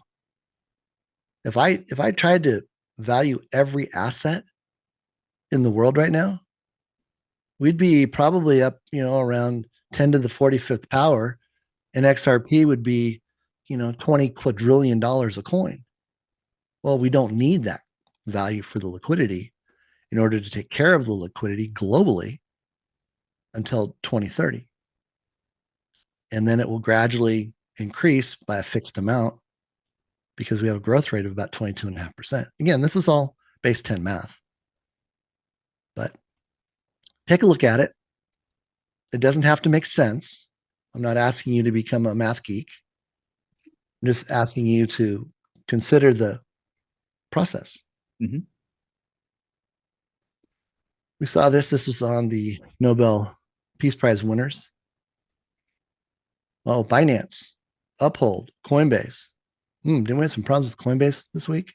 Yeah, big time. Big problems. Big problems. And what do we know? What's the old saying? Not your keys, not your digital asset. Mm-hmm.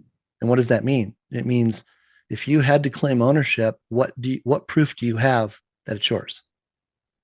None. None. If it's sitting on these exchanges, and I'll tell you why. And I'm going to address Uphold. Uphold pulled a fast one, and they converted all of the segregated accounts, which meant your purchases were on the XRPL in your name in a folder. They consolidated all those folders and put them under their name and gave you a little destination code. Well, that was to tell them what you owned. So they could go and look in their records, but that's not on the XRPL. So here's the theory. Everything shuts down, the cloud's gone. You get a hold of Uphold and say, hey, I want to get my 1,000 XRP. And they're like, great. All of our records were lost. We have your 1,000 if that's true.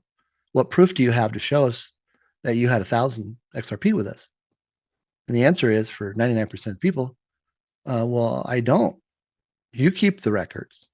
You don't send me a statement. Yeah, but it's still your responsibility. And if you can't provide us with proof, then we can't give them to you. That's how they take them away, because they put them in their name to begin with. Mm-hmm. Part of that was because they were staking everybody's XRP that we were holding without telling us. They were making money every month, providing it to other platforms and exchanges to provide the traders. So they had liquidity to trade, either long or short.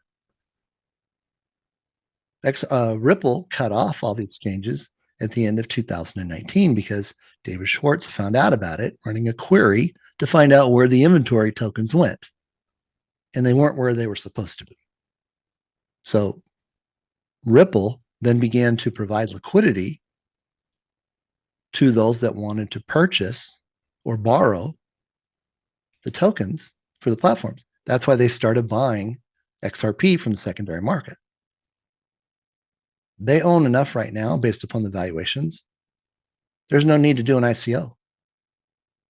That's why Brad keeps dodging the question. Well, that's something we're still considering. It's never going to happen because they don't need it. They don't need your $60 or $100 for one Ripple share when they're going to make a six-figure number, seven-figure number holding XRP. Okay.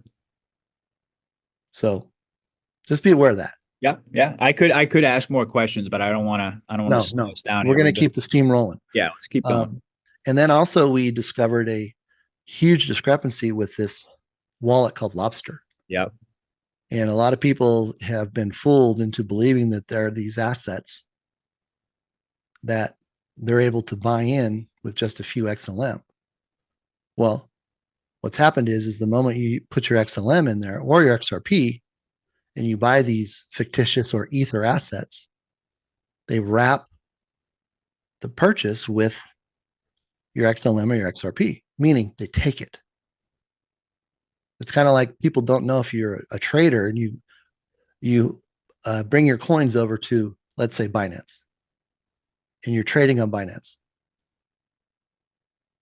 When you sign that trading agreement, you give up all of your coins to get credit. In the event that something happens to your account, let's say the market shuts off,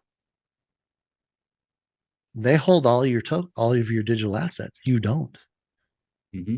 You just have this credit, like fake money, like the chips in Las Vegas to spend. Yeah. That was the whole plan. That was part of the theft. Yep. That God wanted exposed. Mm-hmm. So if you're on Lobster, do your best to try to get it off, liquidate it, transfer it out, use your nano to move that through into the folder on the XRPL that is tied to your 24 phrases using a Ledger Nano. We were able to help a lot of people get their XLM off. A lot of people have found out that there's no market. There's nobody buying. So there's no one to sell to. It's not a market. It doesn't have a market maker. And the people that were promoting this absconded with the XLM. And some people have proven over 16 million. So word to the wise. Be careful. You got to know what you're doing. Yep. Asian elders in NESARA. Again, we talked about the fact that they were designated to be the storehouse to have the money available.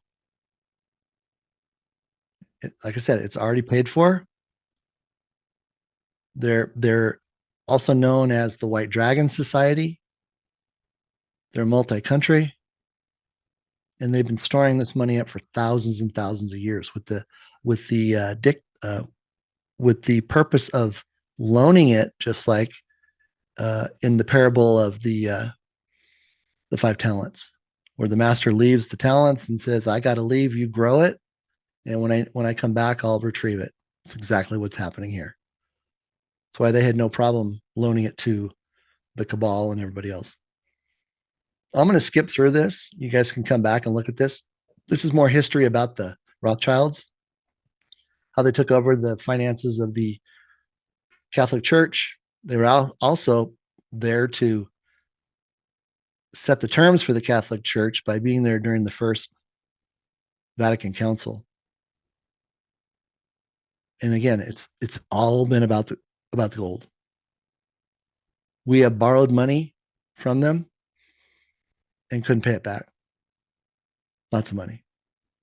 That was the whole Nixon debacle. They own 90% of the Philippines. And the Philippines has been identified through other works to be the Garden of Eden, through scriptural reference, traveler reference, et cetera, et cetera. Yeah, we spoke about that when we were on the phone. I remember that. Yeah. Yes. And in 1914, they gave the Illuminati bloodline families a 99-year lease to use their gold. 1914, 100 years is. Yeah. Mm-hmm. There you go. There you go.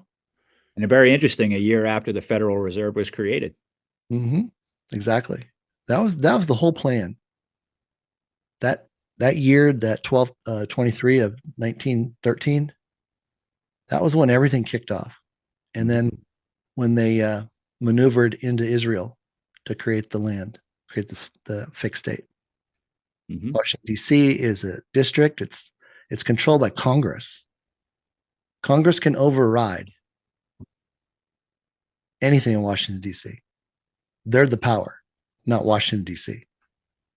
Again, more about the Asian elders and all the good works that they did. BRICS. Let's talk about BRICS real quick. BRICS is the union of all 209 nations coming together for the sole purpose of moving away from the Luciferian deep state cabal, Xerian mafia reserve banking system, which is fractionalized money, back to a currency that is 100% gold asset backed. That's its whole purpose. Mm-hmm. When NESARA came about, and again, they've known about it since Kennedy, all 209 nations not only signed the BRICS agreement, but they signed the NESARA agreement. On November 24th of 2022, they all went to Geneva, Switzerland, and signed the accord, which basically said they would no longer participate in war. They wanted peace. And by doing so, all of their debt was forgiven for their country. And they could also participate in the GESARA, which is the global portion. Mm-hmm. It's already been done. So anything in the news that says, "Hey, this country just joined," or "this country wants to join," it's just part of the narrative. Mm-hmm. Part of to drag everything out, to buy the time, waiting for NESARA GESARA to be officially announced. It's already active. Everything's active. The keys are in. The keys have been turned. The money's there. It's funded. It's all done. It's all done.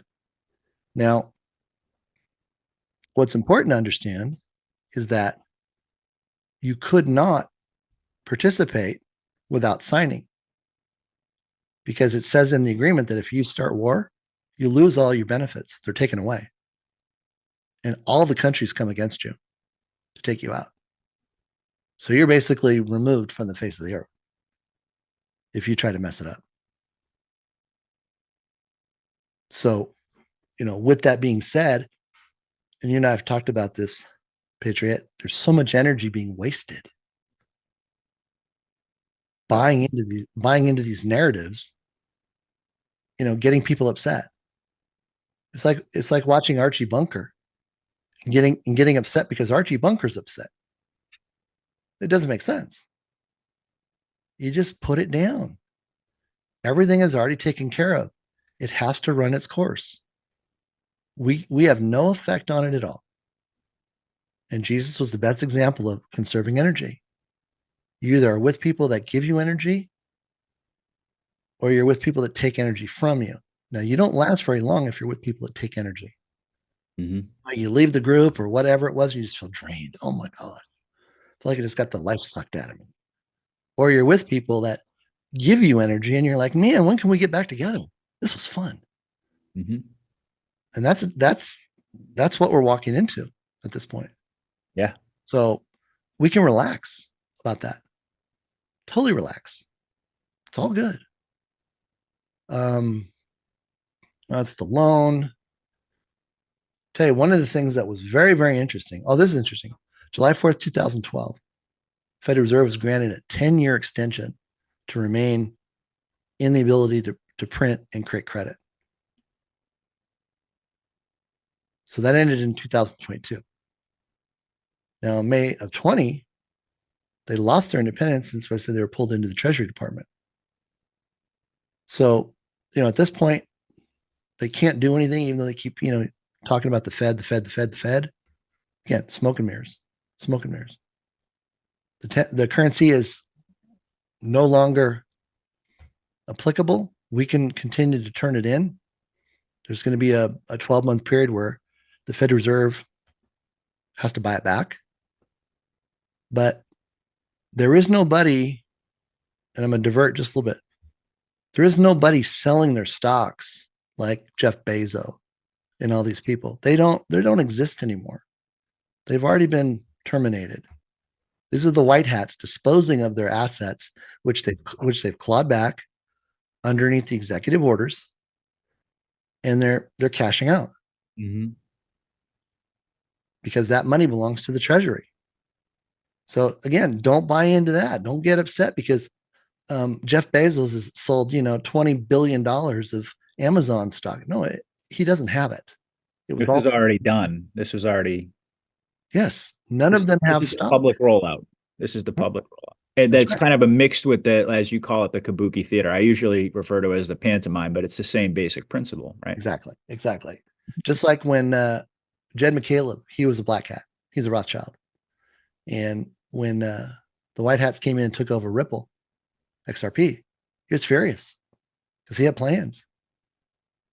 And that's when that's when they created the narrative that he was all, emotional, and he was just going to throw his 8 billion XRP into the market and drive the price down. And then they came up with this plan to liquidate it in a slow, scheduled process. Well, he didn't do it. They just took it, put in the algorithm, David did, and it just ran off of the XRPL to liquidate it. He didn't see a penny of it. He's been gone for several years now. So anytime he surfaces, it's not him. Not him. This was interesting. In the valuation committee, we learned that the U.S. Treasury Department defaulted on its repayment of $14.3 quadrillion, which the Federal Reserve had borrowed to build the dumb tunnels. So they went to the water utility and borrowed 14.3 quadrillion. And in the actual document, and it's the next slide, all the land, all the real estate, and human body parts of every living, breathing person in the United States was collateral. That's how it reads. And it's right here. It's right down here. All the real men with hands and legs and all the real land in the United States of America. You notice it doesn't say ink. So they weren't including ink in what they were using as credit or collateral. And they did all this to pay for the cost of the dumb tunnels. And they did it through the Department of Defense, Homeland Security, and there was something else up here. Federal Reserve System. I mean, this was the note that we found. This was an eye-opener because this all had to be paid back. And they couldn't do it. So they had to give up all their assets, both the Treasury Department and the Federal Reserve. That's why they boarded up the buildings. So they've lost everything. Absolutely everything. Wow. Yeah. More on Trump and the fact that they went all in, and when they raised the interest rate 25 basis points, that's when their bankruptcy began. EBS, redemption centers. Here we go. All right, here we go. What is a redemption center? A redemption center is a facility, not a bank, that is being used to allow us to present ourselves, by ourselves and for ourselves, to receive our NESARA and any other allocations that are due for the property taxes, income taxes, the bonds that were taken out against us. But we have to redeem ourselves. And they're going to check to make sure that we're a good person, that we don't harbor resentment, that we don't have ill will. So what we did is we went through hundreds of comments with regards to the ZIM bonds and the Redemption Center. And we found out that the majority of the questions focused on 5 primary concerns. How do we prepare? How do we handle special situations? Who will go to the Redemption Center? When is all this going to happen? And what do we do in the interim? And this is what we provided information for. How do we prepare? Number 1, get right with God. Charlie Ward, it's the number 1 thing he says. Spend your time right now getting right with God first. He had that epiphany when I went on a show for the first time, when we were in the green room before the show started. This is a redemption center, not just about exchanges. It's about us. We have to redeem ourselves. Have your humanitarian initiative trust template completed, following all the directions, and everything is pinned on my Twitter profile page. All the instructional videos, the template itself, etc. You got a lot of impersonators, by the way, folks. So just make sure you're getting the right Twitter account there at XRPLion1. Right, and you'll see that I have the little Twitter verification on there. Yeah, I remember I went to look you up, and there were like 5 or 6 imposters on there. Well, you must have caught it on a good day, because normally there's about 50. I probably only saw 5 or 6, and then I realized that it wasn't you. So, yeah. Well, and if you follow this instruction right here, because what they do is they play with the L and they play with the I, and then they add, another O, another N. Oh yeah, I just did a brief video on that. The scammers on Rumble, they do the same thing. Yes. Yeah. Well, that tells you we're over the target. Indeed. So you're going to complete. There's a currency summary sheet for your foreign currency: dinar, Zim, Bolivar, Dong. If you have Zim bonds, we're going to talk about that. You have to sort it all by country and by denomination. And there are things that you're going to need to do. You're going to have to practice, but you're not just going to practice. You're going to practice until perfect. Perfect practice makes perfect, because you have to explain to them about your humanitarian project. And it's not hard, because it's already in your heart. But the key is you can't wait to get this done. And I'll tell you why. The internet's going to shut off. You're not going to have access to the template. If you don't have it done, you can't take it with you. You can't do it when you get there. The whole point of the project was the fact that it's already pre-approved. And when you walk in with it done, they know you're serious. You can't be a procrastinator with this, because it will show. You can't walk in, it's half done. They won't accept it. So you got to be ready to go. And I say now. How do we handle special situations? What is a special situation? It's where there is a special need for assistance. Like, let's say that you're going to take your 85-year-old grandmother. You're going to need to let them know right up front that you're going to be bringing your 85-year-old grandmother. What do I do? And they're allowing people to go with people that have special needs. Now, that could also be the fact that a spouse may not be comfortable going by themselves, or be prepared to make an informed decision. So that's where a husband and wife, boyfriend, girlfriend, parents, etc., could go with somebody. And there's special requirements for that, but that'll all be addressed during your phone call to set up. And again, I'm covering this because then we're going to go into the actual information. That way, there's an answer here. Who will go to the Redemption Center? This is key. The general public will be going to the Redemption Center. Right now, the minimum age requirement is 24 years old. 24 and above. And there's going to be special circumstances. So this is just a base rule. Those with domestic, foreign currency, and ZIM bonds will go. But you will also go if you do not have currency. You do not have ZIM bonds. Why? Because this is just one part, and you'll see this is just one part of why you go to the redemption center. This is the currency exchange. There's the NESARA portion. That's where you get the keys to the quantum access account on the QFS. That's where you get your quantum phone. That's where you get your quantum laptop. That's where you get your debit card. That's where you get your checks. That's where you get your currency. You don't have to have foreign currency or ZIM bonds. So just plan on, if you're 24 and over, you're going to the redemption center. I've calculated there's about 182 million people that need to go. And it's all going to be done in 15 days. As we saw in your last show, Patriot. Texas and Florida open 24 hours. That's where the majority of seniors are, and they need more time. Mm-hmm. Because this is totally foreign to them. This is the special situations. We haven't heard anything about people under 24 that have been gifted or hold foreign currency or ZIM bonds. Haven't heard about that. I'm going to talk about that. When is all this going to happen? There's only 5 people that know the exact date, and that is due to the fluidity of the situation. So we have to hold this loosely. We can hear people promising dates. It's going to start here. It's going to start there.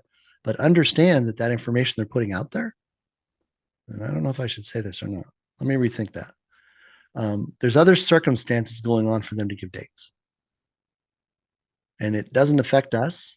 We just need to not look at those dates as guarantees. So disinformation for the right reasons, it sounds like what you're saying. Yes, exactly. And you know what I'm talking about. Sure. And God's in control 100% of this, so we have no concerns or worries. And he's a keeper of all his promises. Everything he has given me revelation on, irregardless of what people have said about it, it's all come out to be 100% true, whether they liked it or not. And I didn't put it out there because I wanted to be liked. It's not why I'm here. I put it out there because that's my role working with the Lord. That's what he steeled me and trained me up for. What are you doing in the interim? Conserve your energy. Do not partake in the fear porn. Don't get caught up in it. The sky is falling. The nuclear devices are going off. And this is what's going to happen to the world. That's kabuki theater. And there's people that are using that as a way to get money, to have you click their videos, because that's how they're making a living. Okay, so it's clickbait. The Lord said, rest. What did he do on the 7th day, Patriot? He rested. He rested. And Yeah. I said, Lord, he said, for everybody out there, rest means resist every stupid thought.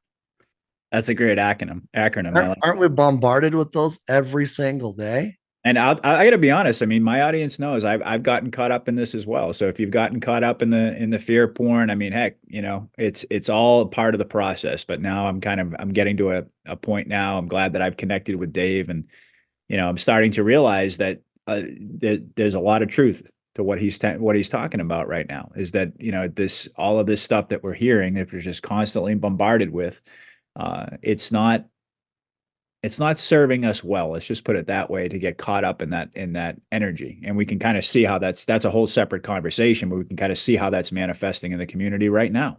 Mm-hmm. Yeah. Know who you're listening to. Yeah, absolutely. Absolutely. Keep an open mind, listen to a lot of information, but like Dave said, hold it loosely. Like they say, observe, don't absorb. Exactly. We can't push a string. That's my famous one. You can't push a string. Yeah, I like that too. Yeah. Bank accounts and brokerages, we talked about those. So you can come back if you need a refresher on that. Mhm. Do know that all the bank accounts and retirement accounts are being mirrored in real time on the quantum financial system, real time. So you go to the bank on Monday and deposit $100. It's on your quantum access account right then. Yeah. It doesn't have to go through the old Swift system where it could take a week or who knows where the money went, right? This is a broad outline of what's to happen. We're going to have the EBS, which includes the market shutting off. You know why. We're going to have disclosure, 10 to 13 days. We're going to be introduced to the new QFS with a NESARA announcement. We're going to receive emails from Wells Fargo, and we're going to call an 800 number. We're then going to be given our own 800 number to use to call in. And it's a one-time only use. So when we call in, we're going to have to identify ourselves through what's called KYC, and KYC stands for Know your customer. Know Your Customer. And then we're going to be routed to a call center. We're then going to be given an appointment at the redemption center. And when you're on the phone call, or when you're on the phone with the regional call center, this is when you ask all your questions. Every question you can imagine, you want to have those ready to go because you don't get to call them back and ask.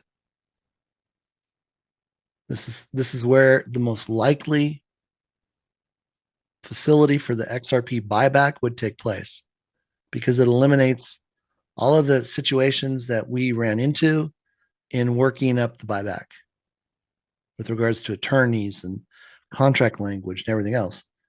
We're going into the quantum realm, which means we're using quantum contracts. We are going back to sovereign common law, constitutional law, completely different contracts. Everything was written in maritime law, so they're no longer valid. And there's specifics. There's going to be an announcement of the income tax abolishment. There's going to be an announcement on the consumption tax. But what do we do in the meantime? We rest. We resist every stupid thought. Because the strategy of the enemy going into this period, and the Lord was very specific about it. The devil's chained up. There's nothing he can do. He's powerless as of December 21st, 2020, which is the midpoint of the 7 years of tribulation. 7 years of tribulation ends June 2nd, 2024, which is the 12th anniversary of XRP. Interestingly enough. Interesting. Yeah. Interesting. So, with that being said, we have to be ready. But we're not going to be ready if we're tired, if we're burnt out, if we're frustrated, if we're angry. Why? Because the minions, or the only ones that are left, are going to use the strategy of creating a fence. And it's going to come from family members and those that are closest to you. If we pick up a fence, that's the minimum amount that separates us from God because it's on our heart. Oh, I can't wait to get them. Oh man, they get home, I'm toilet paper in their house. I'm gonna egg their car. Well, what does that do when we're trying to walk into a situation where they're checking our heart to see if we're pure? This is why the XRP buyback was moved behind NESARA, because there were too many people, good hearts, that were going to pick up resentment because we had this huge financial blessing with XRP. So God said, okay, let me get everybody paid through NESARA. And then when the buyback is part of the process, nobody's going to have a big stink about it. Nobody's going to pick up a fence. And it also is the perfect place because guess what? Nobody's telling us what the price is. Now, I've told everybody what the price is. If you follow my work, you know what the price is. 90% of the people don't, so they don't know. But 90% of the people want $10 to $100, and they're going to get it because that's what God put on their heart. And they're going to be so happy, and we're going to be happy for them. But part of that process at the redemption centers, we have to sign non-disclosures for 90 days until everybody gets through. Why? Because we could influence people. If I walked in and I set a price for my XRP, and now I get home and my neighbor comes over and says, how'd it go? Oh man, went great. Well, what'd you get for your XRP? X? Do you think he's going to put X down when he walks in? No, he's going to put a higher amount because you just told him what the price was. So that's why we're being given this opportunity to select our price. So there's no objection that we didn't choose the price that was in our heart. And God made that very clear to me. My work wasn't about trying to convert people. It was about giving them information so they can make an informed decision. And that's what it's all about, because God's already put it on their heart. So it's not this big thing where it's about market cap and it's about this and it's about that. It doesn't apply. Doesn't apply because XRP is of a, I'm going to use the word breed, that is not even the same as the other digital assets, because nobody gets to be the key to open up the quantum realm for everything to move back and forth. Mm-hmm. Nobody does. But again, all of that information will come out. Martial law implemented with the broadcasts. So we're going to have this short time of being under lockdown, or I should say safety. And you can read through this and the different things that are going to take place. Redemption centers. How is all this possible when the global financial systems are all bankrupt? That's what everybody's saying. How is it possible? Where's all this money going? Asian elders. Nobody's talking about the Asian elders. They don't know about the Asian elders. They're just looking at it going, wow. And see, and this comes back to the de-dollarization. It comes back to BRICS. See, the US fiat fractional monetary system is no more. It's already gone. So we've already left the fiat cabal dollar, and we've already replaced it with the 100% gold asset-backed standard. Every single bit of gold that came out of those two tunnels, Vatican to Jerusalem, Vatican to Switzerland, and I know there was a tunnel from Vatican to Buckingham Palace they're not talking about. And there's, I mean, I mapped out a whole bunch of possible tunnels into Germany and all over the place. London. That's all the gold that was necessary to monetize the QFS.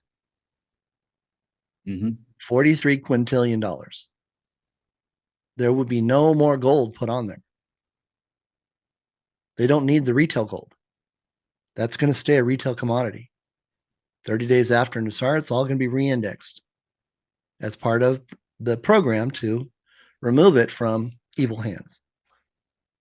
Yeah, there was a little bit of confusion. I remember I actually mentioned this to you after the last video we did. Some folks, they heard that and they for some reason they came to the conclusion that you were saying that gold was actually going to decrease in value. So can you clarify that at the indexing period and what that's going to?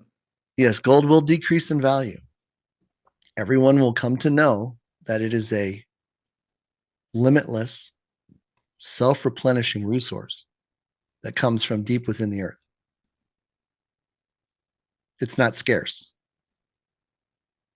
like the Kabbalists told us. What they've done is they've made sure that it never went into a balance sheet. It never got put into a report. We obtained a report called the Committee of 300 in the Valuation Committee. In that report, as I mentioned last time, the Asian elders loaned to the top 300 banks in the world.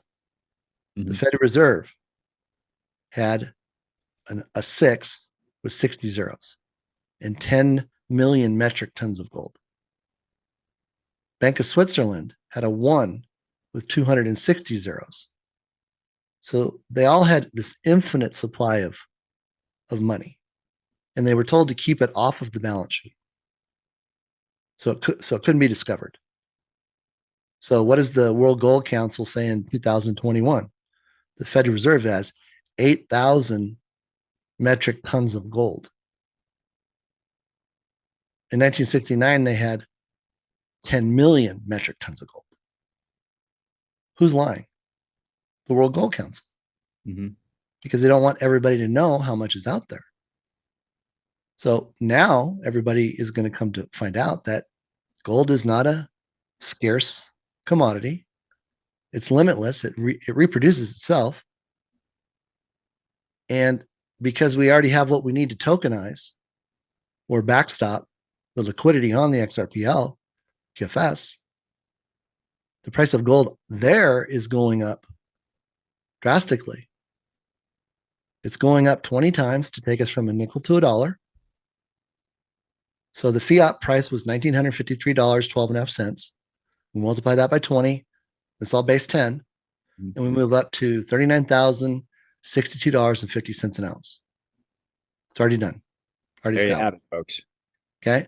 I think some people were hearing that, it was just going to drop down, and there was, a lot of folks have invested in these precious metals. No, let me finish. Okay, that's on the QFS. Then they're going to multiply it by 16 to take it from ounces to pounds. So 62.5% of the $1 million value for XRP will be backed by gold, equal to $625,000. The remaining 37.5% will be a combination of silver, copper, and platinum. Okay. Silver is going to be valued higher on the XRPL QFS.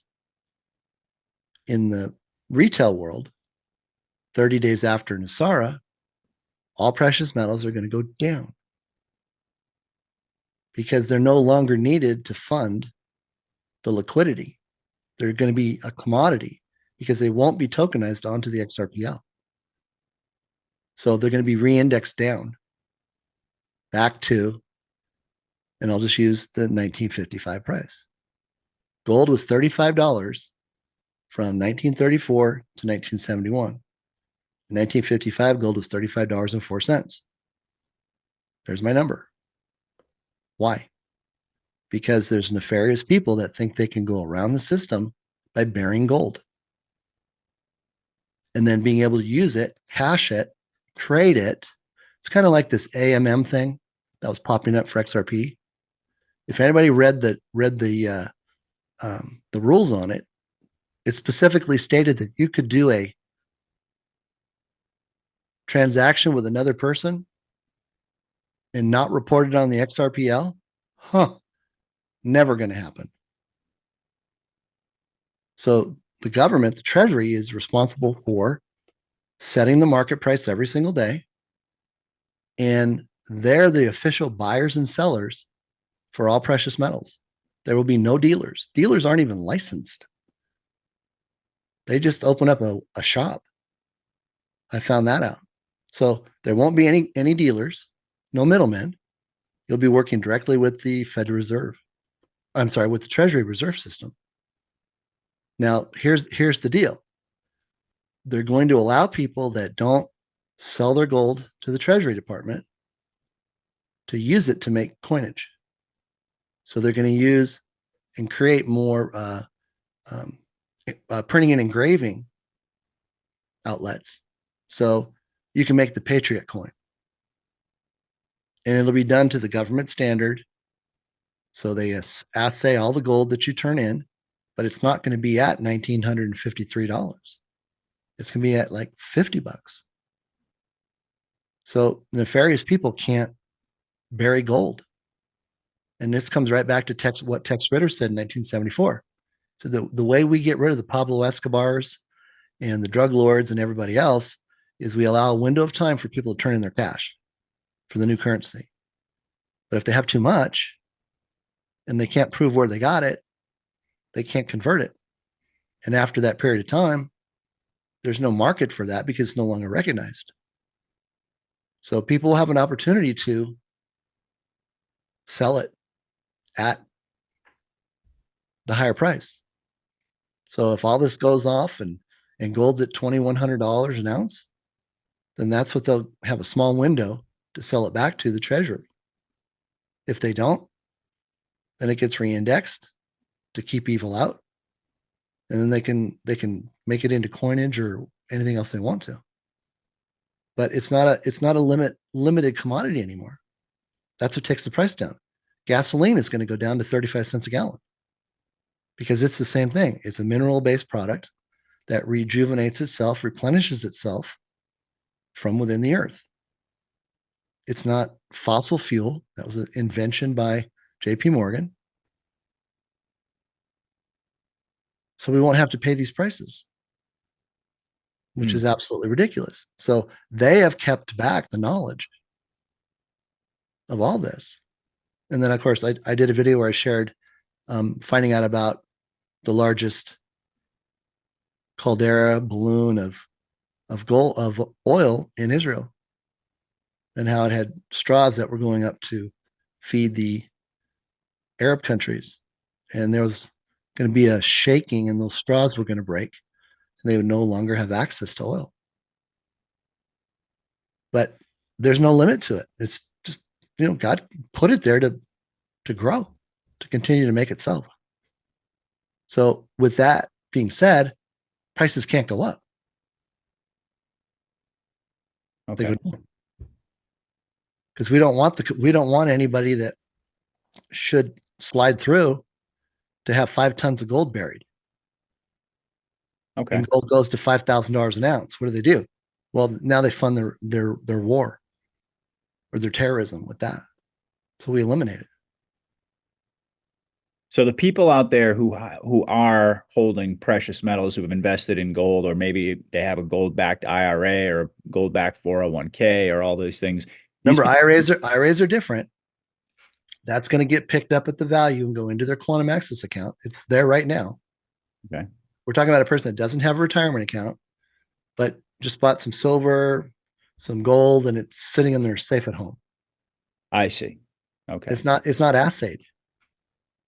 So they, okay, I get you. Nobody knows they have it. There is no underground economy. So for those folks, are they going to just be kind of out of luck, or like you said, they're going to have that brief window where they can sell it back? God said he was going to have a brief window where they'll have an opportunity to sell it back. Okay. And they're going to get whatever the market price is at that time. The market shuts off, which I imagine is going to be over 20, in the $2,000 range. I remember you also, and I don't want to bog us down here, but I remember you did a video where you presented it was a proof coin. It was a really beautiful gold coin, and you were talking about how you used it to calculate the future price of gold. Mm-hmm. Can you? Well, I had already calculated the price, but I used its retail price to proof back to the price that is on the QFS, that $1,953.12. Okay. Silver's at $25. So those $25 went on to the QFS for silver, $1,953.12 went on to the QFS for gold. Okay, and if they go up or they fluctuate in value, that's not gonna is it gonna be fluctuating on the quantum system as well, or is it already pegged at that amount? Well, no, it's already pegged. Already pegged. Okay. Yeah, because Ripple joined the Pound Foundation, not the Ounce Foundation. So that's why it gets multiplied times 16 to go from ounces to pounds. Okay. And then using the golden rule, that's how it's allocated. So with XRP, given a value of $1 million coin, 62.5% of it's going to be backed by gold at 625,000 a pound, which is $39,060.50 an ounce. So there's no funny math here. And I was surprised because it came, the most I was off was like 25 cents. And it's because they charge a little higher commission on a smaller coin. But it's all tied. It's all perfect math. It's all base 10. Okay. It lines right up. So there's no worry, but heck, that means gold's going to be so affordable you can buy anything gold that you want. It won't be priced out of the limit. And when you consider the technology expansion, You can't have a computer that costs $10 million Right. because the gold is so expensive. Mm-hmm. No, that's all just going to stay a commodity, and that price will fluctuate, but everything else is going to be status quo. Why? Because it's backing the currency of the world. Okay. And the Treasury Department will establish that price every day, not for the QFS, but for the retail commodity market. Okay. So you won't be trading gold. The fluctuation will be next to nothing. Nothing. Right. But the cool part is you can go have some coins made. Mm-hmm. So if you end up holding some, you can go to one of the Treasury Reserve printing and engraving facilities and design your own coin. Well, that's pretty cool. Isn't that cool? But it'll all be done by their standards. So it'll be worth exactly what it says it is. So it'll have stamped on it 0.99999, fine gold, and then you decide what the engraving is. Okay. Probably do it right online. Okay, I like the eagle and I want to I'm glad we talked about that because there's a big difference between how retail gold is being handled as opposed to, absolutely. retirement accounts and such. Right. Right. Okay. And at this point, it's not a concern for the Asian elders. Why? Because they met the obligation that God asked them to. They had all of the gold stored up. It took care of getting NESARA done, took care of the buyback, took care of everything. Okay. And then That 20, makes a lot more sense. 99.9% of all the digital assets just evaporate. Yeah. Okay. They just get shut off and they never come back. Yeah. I think we've all expected that was going to happen as well. Yeah. Yep. Okay. Let me click through it. Asian elders, you can come back and read this. This is what I was able to document that they had stored in mind. Zimbabwe bonds. Let's talk about some disinformation very quickly. We are the general public. These are other groups that have specific levels and quantities that afford them specific treatment. Those exchanges are being done not in redemption centers, but in banks. And they're only receiving a very small portion of the total, like 10%. 90% of it goes into the national humanitarian projects. And the Zim bond is specific to that, to the humanitarian. Yes. Okay. Yes. That is the bond of choice. And there's disinformation out there that it's a currency, and it's not. It's a value bond that can act as currency, but it's not currency. It's kind of like I can take this gold bar and make it act like currency, but it's not currency. And the general public goes to the redemption center after the disclosure, after the EBS, after the market shuts off, not before. All right. I saw something the other day that said, yeah, we're going to go into the 10 days of disclosure where we're locked down. And then you're going to go to your appointment to exchange your currency and during the lockdown. Yeah. During the lockdown, you're going to just go head out and go do it. Yeah. Yeah. It's like, come on. It doesn't really add up. No, it doesn't. It was really silly. The Zim bond is a value contract. These are the $100 trillion notes was the last ones that came out because they're having such problems trying to plug a leak. And the use of a value bond, it created value as a currency, but it is not currency. And there's people out there saying it is currency. And again, they're just trying to talk it down. That's all. It has no expiration. It's a promise to pay the bearer. The debt never goes away. And the Asian elders and the ancestral inheritance of the ancient Chinese emperors have already agreed, and they already bought all the assets above the ground in Zimbabwe, and they've agreed and contracted to buy back all of the Zim bonds. They're even buying back the counterfeits, Patriot. Really? Mm-hmm. Of course, they're not going to pay anywhere near what an authentic bond is, but they have to get them all collected, including the fake ones. And that's why one of the processes at the redemption centers, they use a De La Rue machine to verify that they're accurate, they're authentic. But they have to pay everybody back. Now, I will tell you this. I know the number. I can't put the number out there. God has asked me not to, and I have to honor that request. But I will tell you that it's not based on currency. It's based upon gold. Because what do the Asian elders have? Gold. And that's what's being used to buy back all the Zim bonds. Gold. That's all I'm going to say. Talking about a very big number, even though yes. you reveal it's a big number. Yes. Yes. And this is just what I just told you about the Zim bond. And this is not a suggestion or recommendation to buy. This is for educational purposes only. Mm-hmm. And you have to be really careful. There's a lot of counterfeits out there, especially on eBay. So I would never buy one on eBay. By them buying all of the Zim bonds back, it frees Zimbabwe of all of its national debt. So it's actually called a redemption for the Zim bond. You're redeeming it. Now you're going to call it a exchange at the redemption center. So anything that you are exchanging, you don't say trading for dinars or anything else. You must use the term exchange. And again, I created some tools in here that go beyond this that I'll make sure that you have the link for that you can post.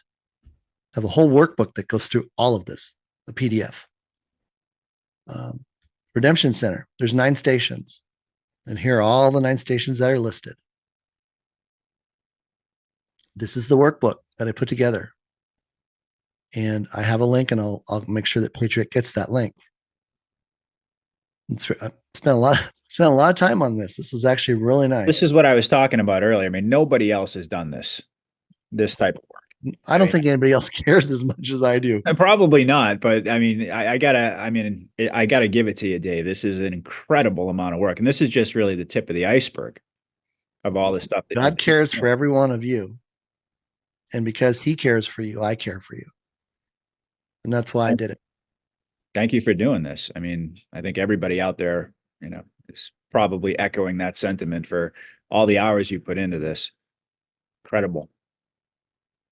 Phase 1, prior to arrival, it talks about receiving the emails, text messages from Wells Fargo and what's going to take place. Prior to arrival, you're going to have to understand that there's non-disclosures that have to be signed for your protection. Now, we'll tell you this. I'm sorry to interrupt you. Does everybody who goes to the redemption center has to sign an NDA? Or is it just individual? If you're exchanging. If you're exchanging currency. Now I have been told that they're having people sign non-disclosures for the other items. So they don't want people going home and telling how much they got for their NESARA, how much they got for XYZ. See, and this is where all of a sudden the non-disclosure went from nothing to, if you breathe a word of this, print a word of this, text a word of this, you will lose everything and never get it back. Well, 3 people have already talked about their payment for their Zim bonds. They waited 30 years and it was all taken away. And I'm talking people with pallets that have already actually done their currency exchanges and lost it. Are these individuals? Like, are these? They're let's just say organizations. Organizations. Okay. Or entities. Are those different tiers that you were breaking down? Yes. Earlier? Yes. Yeah. Yes. Yep. Loose lips sink ships. Mm-hmm. So we have to understand that this is not only for our protection, but it's for the protection of others. And we have to be able to tell people, I'm not answering that question. Do not ask that question again, or I will contact the authorities and give them your name. People don't have a right to ask for this information. And you're under no responsibility to provide them with that information simply because they asked. People ask for 2 months. Does this apply to immediate family as well? Yes. Now, there are some exceptions, and I'll talk about those at the end. Right. And those are people that you are going to be involved with humanitarian projects. So on the template is a place to put that exclusion list. I think it's page 4, where you list all the people that you can talk to. So again, we want to be extremely polite.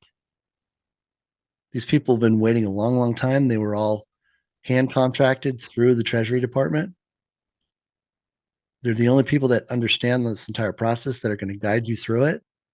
So you can't lose your temper. You have to stay emotionally in control.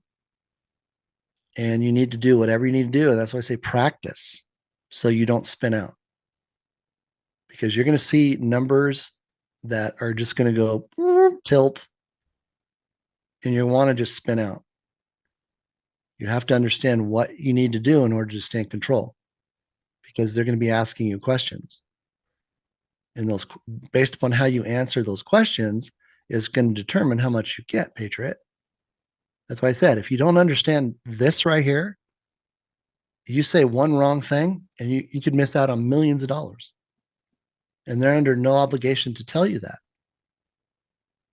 So we're a small group of people that are going to be well informed, who are going to be in control, are going to know what to say, what not to say. Because if it's not necessary to say it, we don't say it. Okay. We're not to arrive more than 10 minutes early. If we do, we're going to be told that we're going to have to come back. Our appointment's going to have to be rescheduled, not for the day, but at the end of our group. And that's based upon age. So it's very important that you follow the rules. You get there, I don't care if you're there an hour early. Sit in the car, wait till it says 10 minutes, wait till it says 8 minutes, gather your stuff and walk in. Can I ask you a question? Mhm. This information that you're presenting right now about how to present yourself and, you know, the demeanor and all of these things, is this going to be communicated to the general public in before people go to the Redemption Center, for all the, you know, millions of people out there who aren't going to see this video? Are they going to get any kind of heads up on this, or is it just going to be like, There hasn't been anything to define what they're going to be told and what they're not going to be told. Okay. Now, I guarantee you they're not going to have that PDF handbook. And I don't know if they're going to go to the trouble of producing a handbook. Part of this involves people not knowing, which is the 99%, for specific reasons. Because there are special rates for some of the currencies. But if you don't know how to ask for it, you won't get it. And you can't guess. And we'll cover that in just a second. All right. But, you know, it's kind of like going to the movies. You know, if you're male or female and you get cold, bring a light jacket. I imagine these places are going to be like office buildings at probably 68 degrees. And that might be uncomfortable for you. Now, the whole process is supposed to take about 30 minutes. So if you're good for 30 minutes, that's great. Use the restrooms before you arrive for your appointment.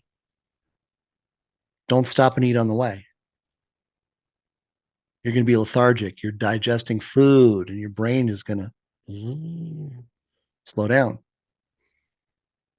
Might get up early, have a nice, you know, have some oatmeal and some fruit, go for a walk, take a shower, do whatever you need to do to get ready, and off you go. There's a pre-screening when you get there. Your currency will be verified by law enforcement. They'll run a background check to find out if you have any outstanding warrants or if you're a felon. Any of those things happen, you're not going through. Right then and there.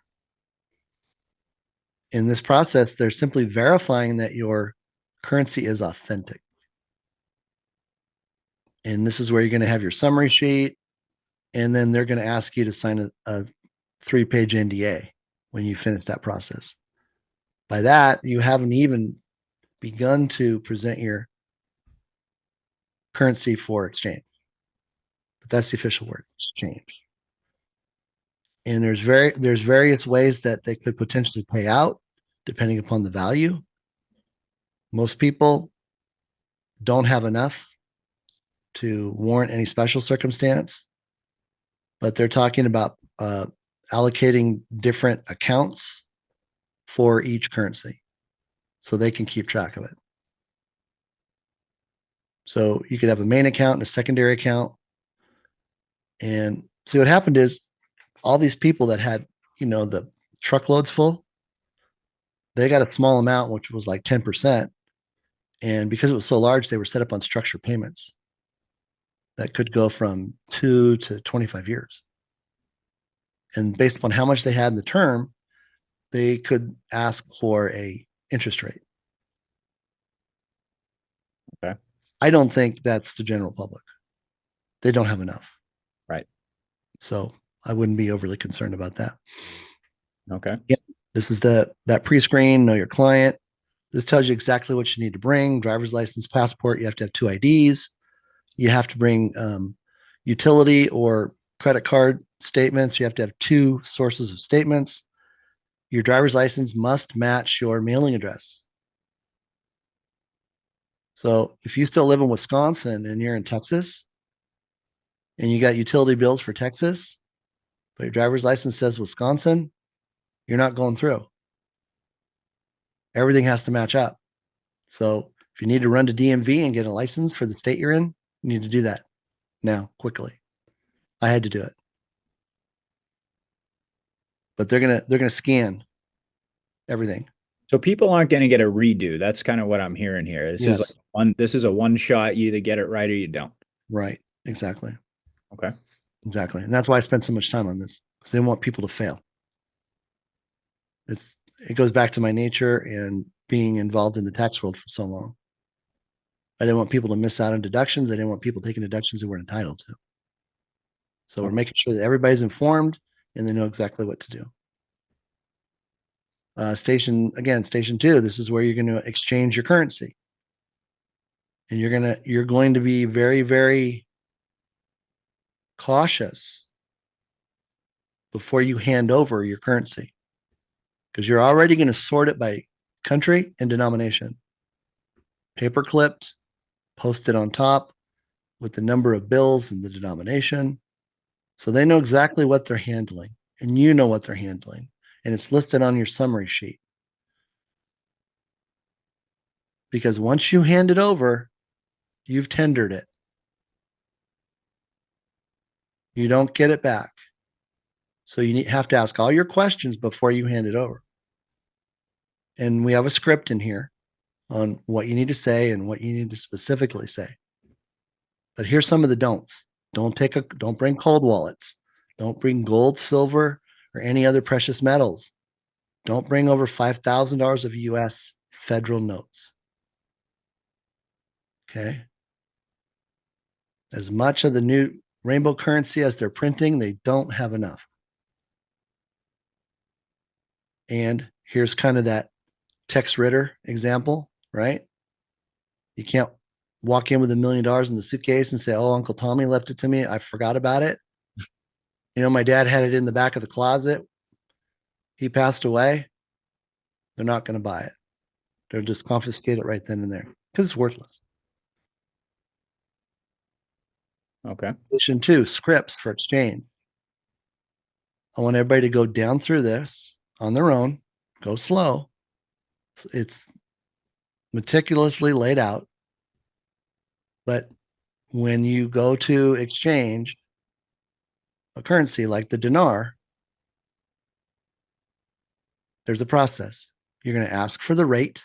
They're going to give you the rate. You're going to write it down on your sheet. Then you're going to tell them exactly these words. For line 3, I would like the contract or special rate, whichever is higher. What this does is it tells them that there's another rate. The 99% of the people do not know this term. They will not know to say this. They will not get the contract or special rate. Here's the difference. The in-country rate right now is $3 and let's just say $3.40. The contract rate is going to be closer to $17. That's a big difference. There is. But if you walk in and they say, can we, where do you want to start? Okay, we'll start with the dinar, and you just hand it over. You're going to get whatever she punches into the computer, and she's going to punch in the in-country rate of $3.40. And you can't say, wait. No, too late. You tendered it.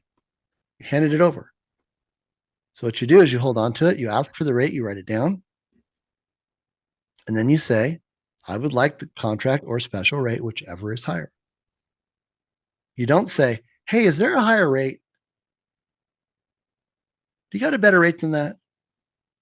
They're going to say no. Because you didn't show them that you knew there was a higher rate. You asked a question, you didn't present a statement. And that's the key in all of these foreign currencies. That's not the Zim bond. That's the currencies. Dinar, dong, bolivar, etc.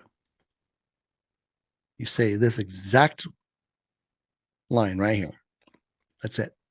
That tells them and you get the higher rate. I've got the dinar put in at about 13 to 17 and a half bucks. And again, it's a process of repeating, but if you don't practice this, you're going to flub it up because your nature is going to kick in and just go, yeah, I heard there was a higher rate. I'd like that. No, you didn't ask it the right way. Didn't speak the language. There's an exchange language. They're trained for it. But you want to say it exactly this. The other thing happened is so much was being stolen from people that they now require for all foreign currency and bonds, notarized gift letters if it's been gifted to you. So for example, your dad gave you some dinar. He paid for them. You didn't. If he went through a normal broker, there should be a record of that purchase. So there's an invoice. You should have a copy of that invoice and a notarized gift letter from him stating how much he gave you, serial numbers, etc. We have a form for that in here that you can put all that information in. Okay. So it's itemized, and then it also has the Notary Republic built into it. And this is the old one, but the new one is part of the package that's available that I'm going to send you the link for. But again, that special rate for that dinar is approximately 4 times higher. And what did we learn about that for, Patriot? Quantum, 4 times. That's why it's 4 times higher. Quantum realm. So okay. So it's kind of like a test, it's they're testing people to see how much they know. Basically. Exactly. Mm-hmm. And they know that, maybe 1% know, if that. And they're okay paying the higher rate to the 1% because the 99% has no clue. Mm-hmm. It's like the 99% XRP Army 1.0. They're still going to be mighty happy with what they get. It's for those people in the know that's really what this information is all about. Being Absolutely. And when you think about a 1,000 dinar bill, 17 grand. Hello. Yeah. That goes a long way with humanitarian projects or anything else you want to do. Yeah, you bet. So that's for 1 dinar? Is that? Yeah, $1,000 $1,000 dinar note. Yeah. Banknote. But if it's more than that, then it's that, whatever that final number is times 5,000, 10,000, 20,000. Yeah. It adds up fast. Sure it does. And without knowing this, look at how many millions of dollars you'd lose. But you watch this telecast. Thank you, Patriot. You learned this information. You downloaded the PDF. You sat down and did some studying. You did some practicing. You've got this down like there's no tomorrow. And you walk in and they know you mean business. You handle yourself correctly. You're not flustered. You're already anticipating what's going to be next. Now, I will say there's things that we're not told for specific reasons. So what I've said in the past that we're somewhere between 65 and probably 80% accurate on everything. Now, Charlie Ward, he heard me go through the presentation on his show in February of 23. And that's what he came out and said, thank you, Dave. I'm so glad you had said that. And then he confirmed it to be accurate information because I said it. He was now relieved of his non-disclosure. And he's the director for the QFS globally. So who better to sanctify what you presented than Charlie Ward? That was a huge blessing. I've never spoken to Charlie. I've listened to him. Going back a long time. Never spoken to him though. But I do remember that show that you did. It was a really interesting show. It was How long ago was that? That was in February of 23.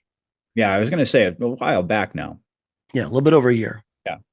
Okay. So now we're looking at the Zim bond, and this talks about the Zim bond, and it talks about how you're to organize your currency, and they're very specific about it. They don't want people fumbling with handfuls of currencies all mingled together because it slows down the process, and you only have 30 minutes. And that includes your humanitarian project if you have that too. So again, go through here. It's all laid out. It's specific. But what we've identified, which is very, very interesting, was one of the tier 3 groups. There were 30,000 participants exchanging their Zim. Over 50% of them were found to be nefarious, and they were all taken away. That's huge. That is huge. And what that did is it opened up the personal portion that we could receive from ours. Originally, I had this calculated at 5%. 5% personal, 95% had to go towards humanitarian projects. It appears that it's been loosened because of that. And we could see as high as 20% going to personal, which means you can do whatever you want with it. Wow. 80% having to go to humanitarian project. I mean, four times increase, quantum increase. There you go. And one of the things that we don't have complete clarity on, and I posted upon this, and it got picked up by AMG News, is if there is any limitation that would reduce how much we would receive of the total note value if we had too many of them. Does that make sense? Yeah, I think so. So we know we're not going to be anywhere near the quantity that the tier 3 were. Right. Where they only got 10%. That was it. Mm-hmm. But what if there was a threshold of 500? So as long as you had less than 500, you'd get the 20% personal and the 80% humanitarian project. So it's really being geared toward having the ordinary the tier 5, the general public, getting the most benefit. Exactly. But here's the other side of it. And I'm glad your group is getting to hear it. You don't get this if you don't have a humanitarian project. That's why that template is so important. If you walk in and you don't have that template completed, you don't have a humanitarian project. Trust. So 80% of what you'd receive goes to the national programs, and you have no control over it now. So you still get the 20% to use personally, but the 80% right to other humanitarian projects that you're not going to be a part of because you don't have anything. National programs. Gotcha. Okay. And there's probably 100 of them. And that's why every male or female between the ages of 18 and 26 will have to go into the service. Why? Because they're the labor force for the national humanitarian projects. Let that sink in for a second. Are you talking about the force? Are you talking about the military? Or are you talking about... Be governed under the military. We're not going to war. Right. No, I know. We don't need them to shoot a gun. Right. No, we need them to operate a jackhammer, turn a wrench, weld, cut, move. We need an army to do that. And who better equipped? 18 to 26-year-olds. Absolutely. That's going to be their contribution to humanity. So they're not going to be in the basement playing Nintendo, playing who knows what. No, they're going to go, they're going to be drafted into the service. They're going to serve their time, and then they're going to come out. But we need the labor force to be able to do the infrastructure. We can't just call up United Rentals and say, hey, do you guys got enough people? We're trying to build 2,800 bridges in the next 2 years. Now, people, are the young folks going to be compensated, or is this? Yes, they will. They'll be paid. Okay. They'll be paid. But it's also an act for their country too. Well, of course. Yeah. I just kind of wonder about, what's ultimately going to, is there going to be a motivation, or is it going to be like compulsory? Are they going to No, motivation to do it? no. But I imagine that they'll be able to compensate them well, just as we're going to be able to compensate people well. Mm-hmm. Yeah, it's amazing the type of work that people are willing to do if they're well compensated. Mm-hmm. Well, and People tend to forget that. They're more group oriented, Mm-hmm. and that's a group task. Mm-hmm. So they're going to stay in group. Yeah. So community as well. Yes, it functions for them, mm-hmm. and they're going to make their community better. So they'll be tasked to take care of the projects in their area, not flying all over the country, being away from home. So they're going to be with family when they're off duty or off schedule, but they're going to have responsibility just like everybody else. So what about college educations and stuff like that? Is that going to? Don't know. Maybe they're going to get that in the military. Okay. Because education that's a whole separate subject that needs to be totally redefined anyway. But yeah. We don't know a lot about that, but those are the things that aren't being talked about. Okay. So how many individuals are involved with this? The people who are going to be running these redemption centers, and well, there's 11 to 12,000 redemption centers. Okay. Each one will probably have a couple of officers and 2 guides. So in a multi-story building, you might have anywhere from 5 to 7 offices or suites being used. And what they've said is you're not going out the door you came in. And I've always envisioned it as kind of like I got through station 1, so my heart was okay. I got to receive everything I was supposed to receive, and then I get released into the celebration room, and it's like a banquet hall. Mm-hmm. And you can sit there and you can have a meal. It's all the food's there. You can't talk to people about what just transpired, but hey, you can sit down and have a meal with somebody and be happy. Of course. And then out the door you go. Mm-hmm. So they're not necessarily in bank buildings, but a bank could be on the main floor, but the other floors could be associated with wealth management or private wealth type stuff. Okay. But you're not going to walk into a branch. Okay. Because they don't do it there. So okay, I'll ask any more questions here, so you can keep rocking. Yeah, this is going to be quite the long video. Folks are going to have to. They're going to love it. They're going to love it, Patriot. They're going to love it. Yeah, they're going to watch it great. 5 times. This is one example of the Zim control sheet. This one was structured towards the structured payout. We list the denomination. You're going to list the quantity. You're going to total it. You're going to list what rate you got, higher contract rate.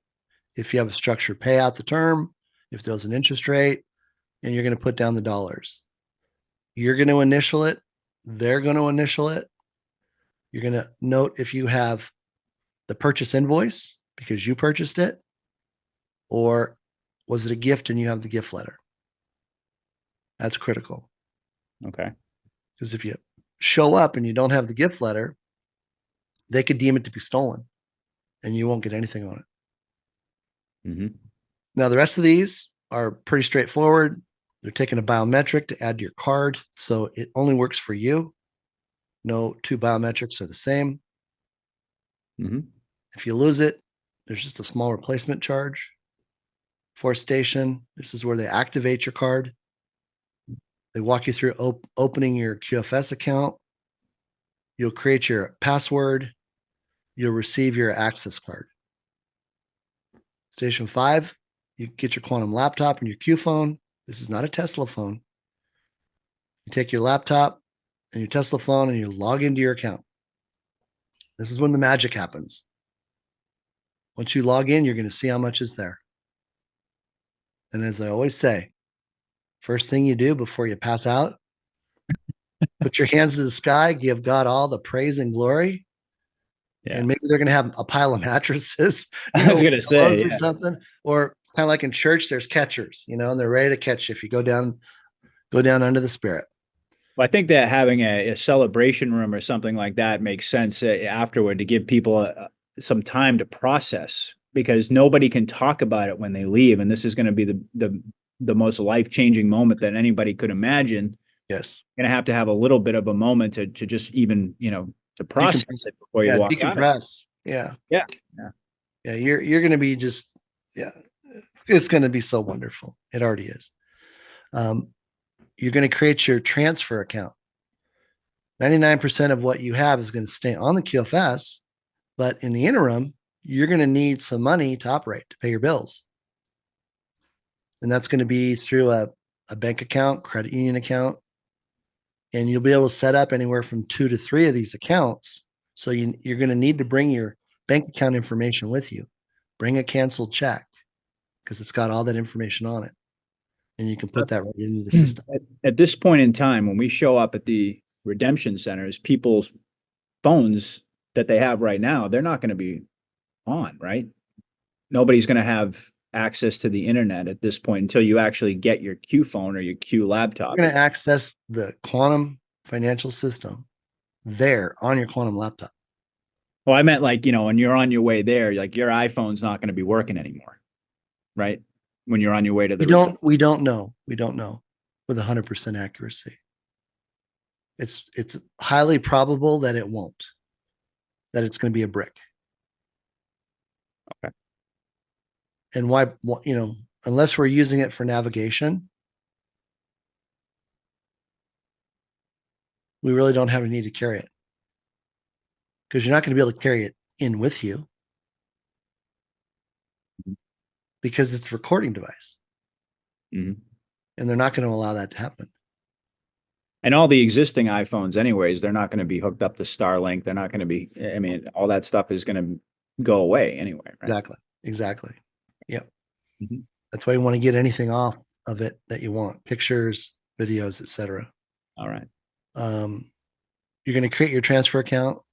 You're going to move money into it. They'll tell you what the limits are, because initially you don't need that much, because you'll have your debit card that you can go to the debit machine or the ATM machine and pull out rainbow currency, your walk around money. You're going to have checks. You can write checks. You can conduct business right from your QFS account. And we'll talk about that. So you're going to have accounts for personal use, and then you're going to have accounts that are set up just for humanitarian project, because this is all going to be tracked. This is all falling under off-planet compliance. That's what my humanitarian project does. It manages all of this. It helps people understand how to do it so they don't get in trouble. Because if you get in trouble, you lose it. So just like all this stuff, I'm going to help people keep from losing it.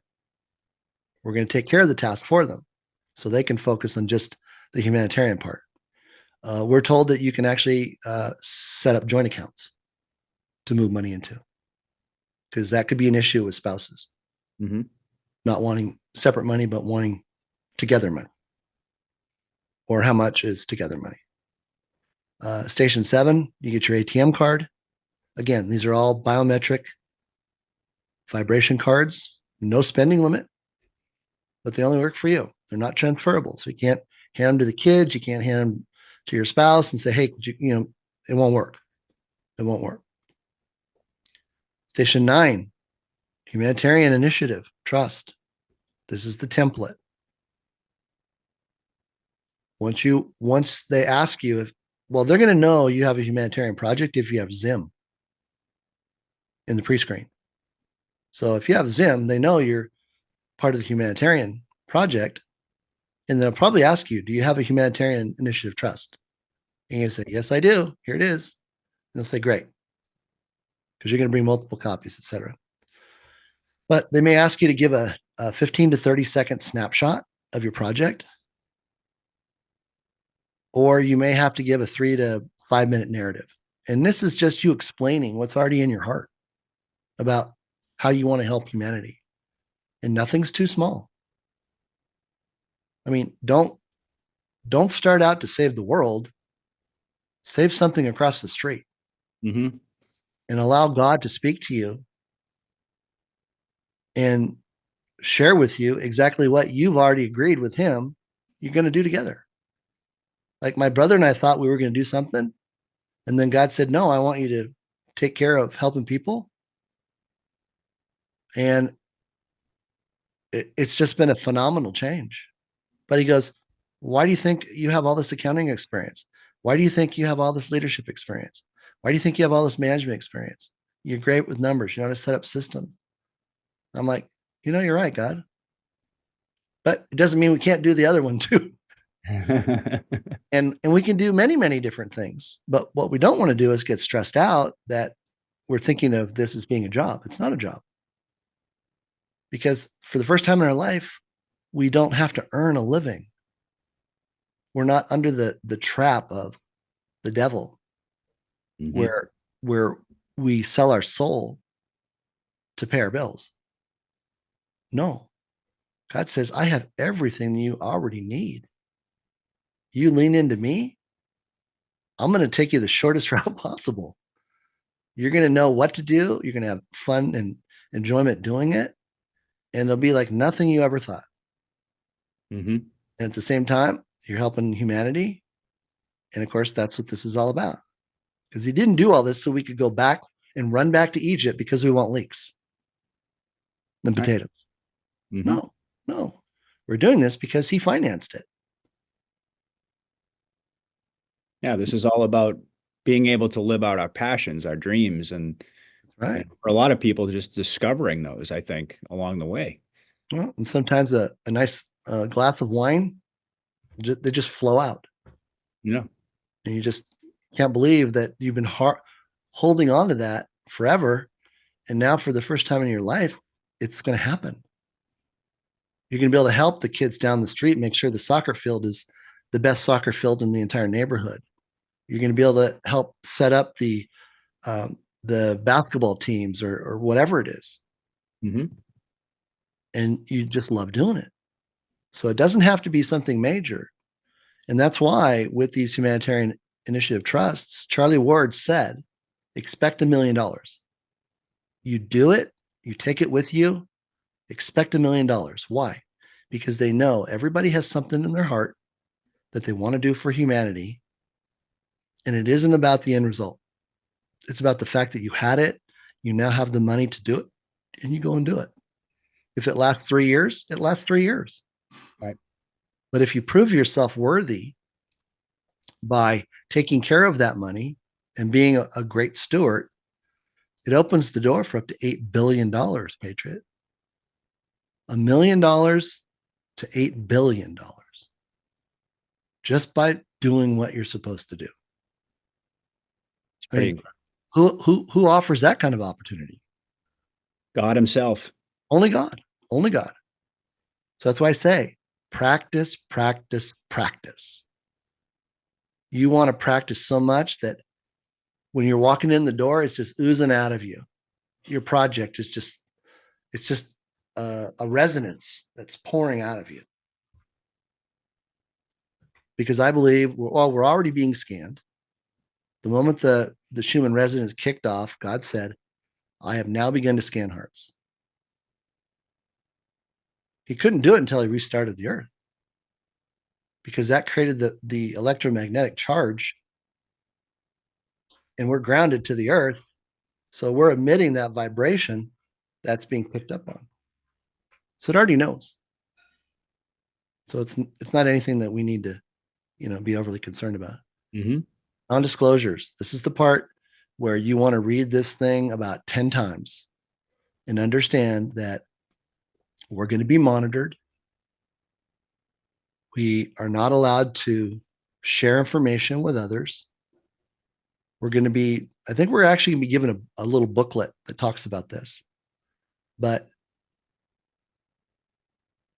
there are people from the Treasury Department that are trained to take this money away because they don't want people to have it that shouldn't have it because they'll just get them in trouble. They're going to start dipping into it for personal reasons. They're going to be spending the money on things they're not supposed to that have nothing to do with their projects. So please take the time to read through this and understand it's to help you. It's to help you. And you're under no obligation to share one bit of it with anybody. And the simplest answer that I could provide is take a 90-day vacation after this. And then when you come back, you can tell anybody you want. Yeah. And you'll have the money to go anywhere you want. That's right. That's right. And just go chill with God. Just go lean into him. Have a good time. I love that. Here's a sample of the version 1 template. There's actually 2 templates that are available. They both do the same thing. It's pinned on my Twitter profile page with a couple of instructional videos. But here's where Charlie Ward said expect at least $1 million. This is one of the videos I have on my Rumble page. Remember to bring 2 to 3 copies because you have to give them 1, maybe 2, and you're going to keep 1 for yourself. And they're going to initial it and sign it so everybody understands what was done. Now, this is something new. If you or the person that you're with at the Redemption Center assisting has a medical need, first thing you do is tell them on the regional call that this is the condition. And they're talking about people with, terminal illness. They're getting first priority to the med beds. Now, the other people that are getting priority to the med beds are the Zim bond holders, the people that are running the humanitarian projects. So if you're holding a Zim bond, when you turn it in, you're going to be setting up an appointment to go to the med bed for a full screening. So after that full screening, they'll know everything that needs to be done to bring you back to 100%. And they'll schedule an appointment to take care of all of it in one visit, whether it's an hour. Why is that for Zim bond holders? I'm just curious. Because they're the humanitarian project people. Oh, I see. Okay. So gotcha. they want to get them all healed up. Okay. So they're not all banged up and makes sense. Pass a month after they get going. Right. When they could have been completely healed. Okay. Okay. So we want to remember that. But again, the free pass comes if you have the Zim bond. All right. That's it. Wow. What a show. My goodness. That was crazy. It was just an incredible amount of information, Dave. Thank you so much for breaking all this down. And I don't know what to say. I mean, I'm just I'm blown away by all of this information. And I think this is going to be something like a 3.5, maybe 4-hour video. And boy, is this just chock full of information. I'm probably going to have to go back and listen a couple times myself, even though you've been kind of getting me up to speed really quickly, giving me a really good education. But this is. Well, I do have a recommendation. Put it on 150% speed or higher. Mm-hmm. And what it will do is it will bring our tone and it'll fill all the gaps. You won't miss any of it because your brain can't miss sound. You're not really reading it, you're listening, right? Oh yeah. No, I don't think it's a bad thing. I mean, I think it's a great thing. I've just, it's just amazing how much ground we covered. I'm amazed by all the stuff that you talked about tonight. And wow. folks are going to have to, I mean, go back and listen to this a couple of different times and really absorb all this information. But like Dave said, like when we began, just relax. He reminded us to rest and not get stressed out about this. So it's kind of like, we want to practice. We want to take this very seriously. We want to educate ourselves, but this is where we want to put our focus and we want to put our energy as opposed to all the other distractions out there. And we kind of touched upon that tonight as well. Great So word. this has been great. So thank you so much, Dave, for all of this. And I don't know. I mean, you and I had kind of discussed before the beginning of the show tonight. Who knows? This might be the last time we get to do a show if we're lucky. Could be. Very well could be. But certainly not the last time we'll ever speak. But hopefully the next time we do talk, it'll be under some very different circumstances. Because I for one want to continue to do this type of work. I absolutely love it. I'm passionate about it, and being able to talk to individuals like yourself who are just so well researched and have so much knowledge, it's truly a blessing. So I just want to thank you and just really thank God for this opportunity and for this audience and really just everything that this whole journey has been so amazing. And I'm just super grateful to have you on my show and to be able to. I'm humbled for the invitation, so thank you.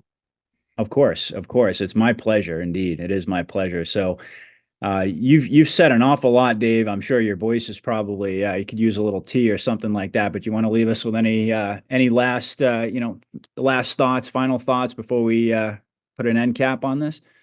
Well, I would say everybody send a thank you to Patriot for making this possible. Of all the people that I've been on and interviewers that I've had, he's number one. He's the best. You're too kind. Thank you. Absolutely the best. You're so fortunate to have him. Wow. Thank you, Dave. Thank you so much. All right, folks. Well, this has been an incredible show. Hopefully you guys love it. I know Dave is going to take some time. He's going to put this into high def. We're going to get the highest possible quality video for all of you folks. So it may take a little while for us to get it out, but we're going to get it out at ASAP, and I'm sure people are going to love it. So thank you, everybody, for listening. Dave, I want to have you back on. Like I said, we don't know what circumstances are going to be, but certainly now that we've connected and we've got a really great rapport, I can't wait to get you back on again. So thank you once again. Thank you, everybody out there, for listening. God bless and Godspeed. Patriot out.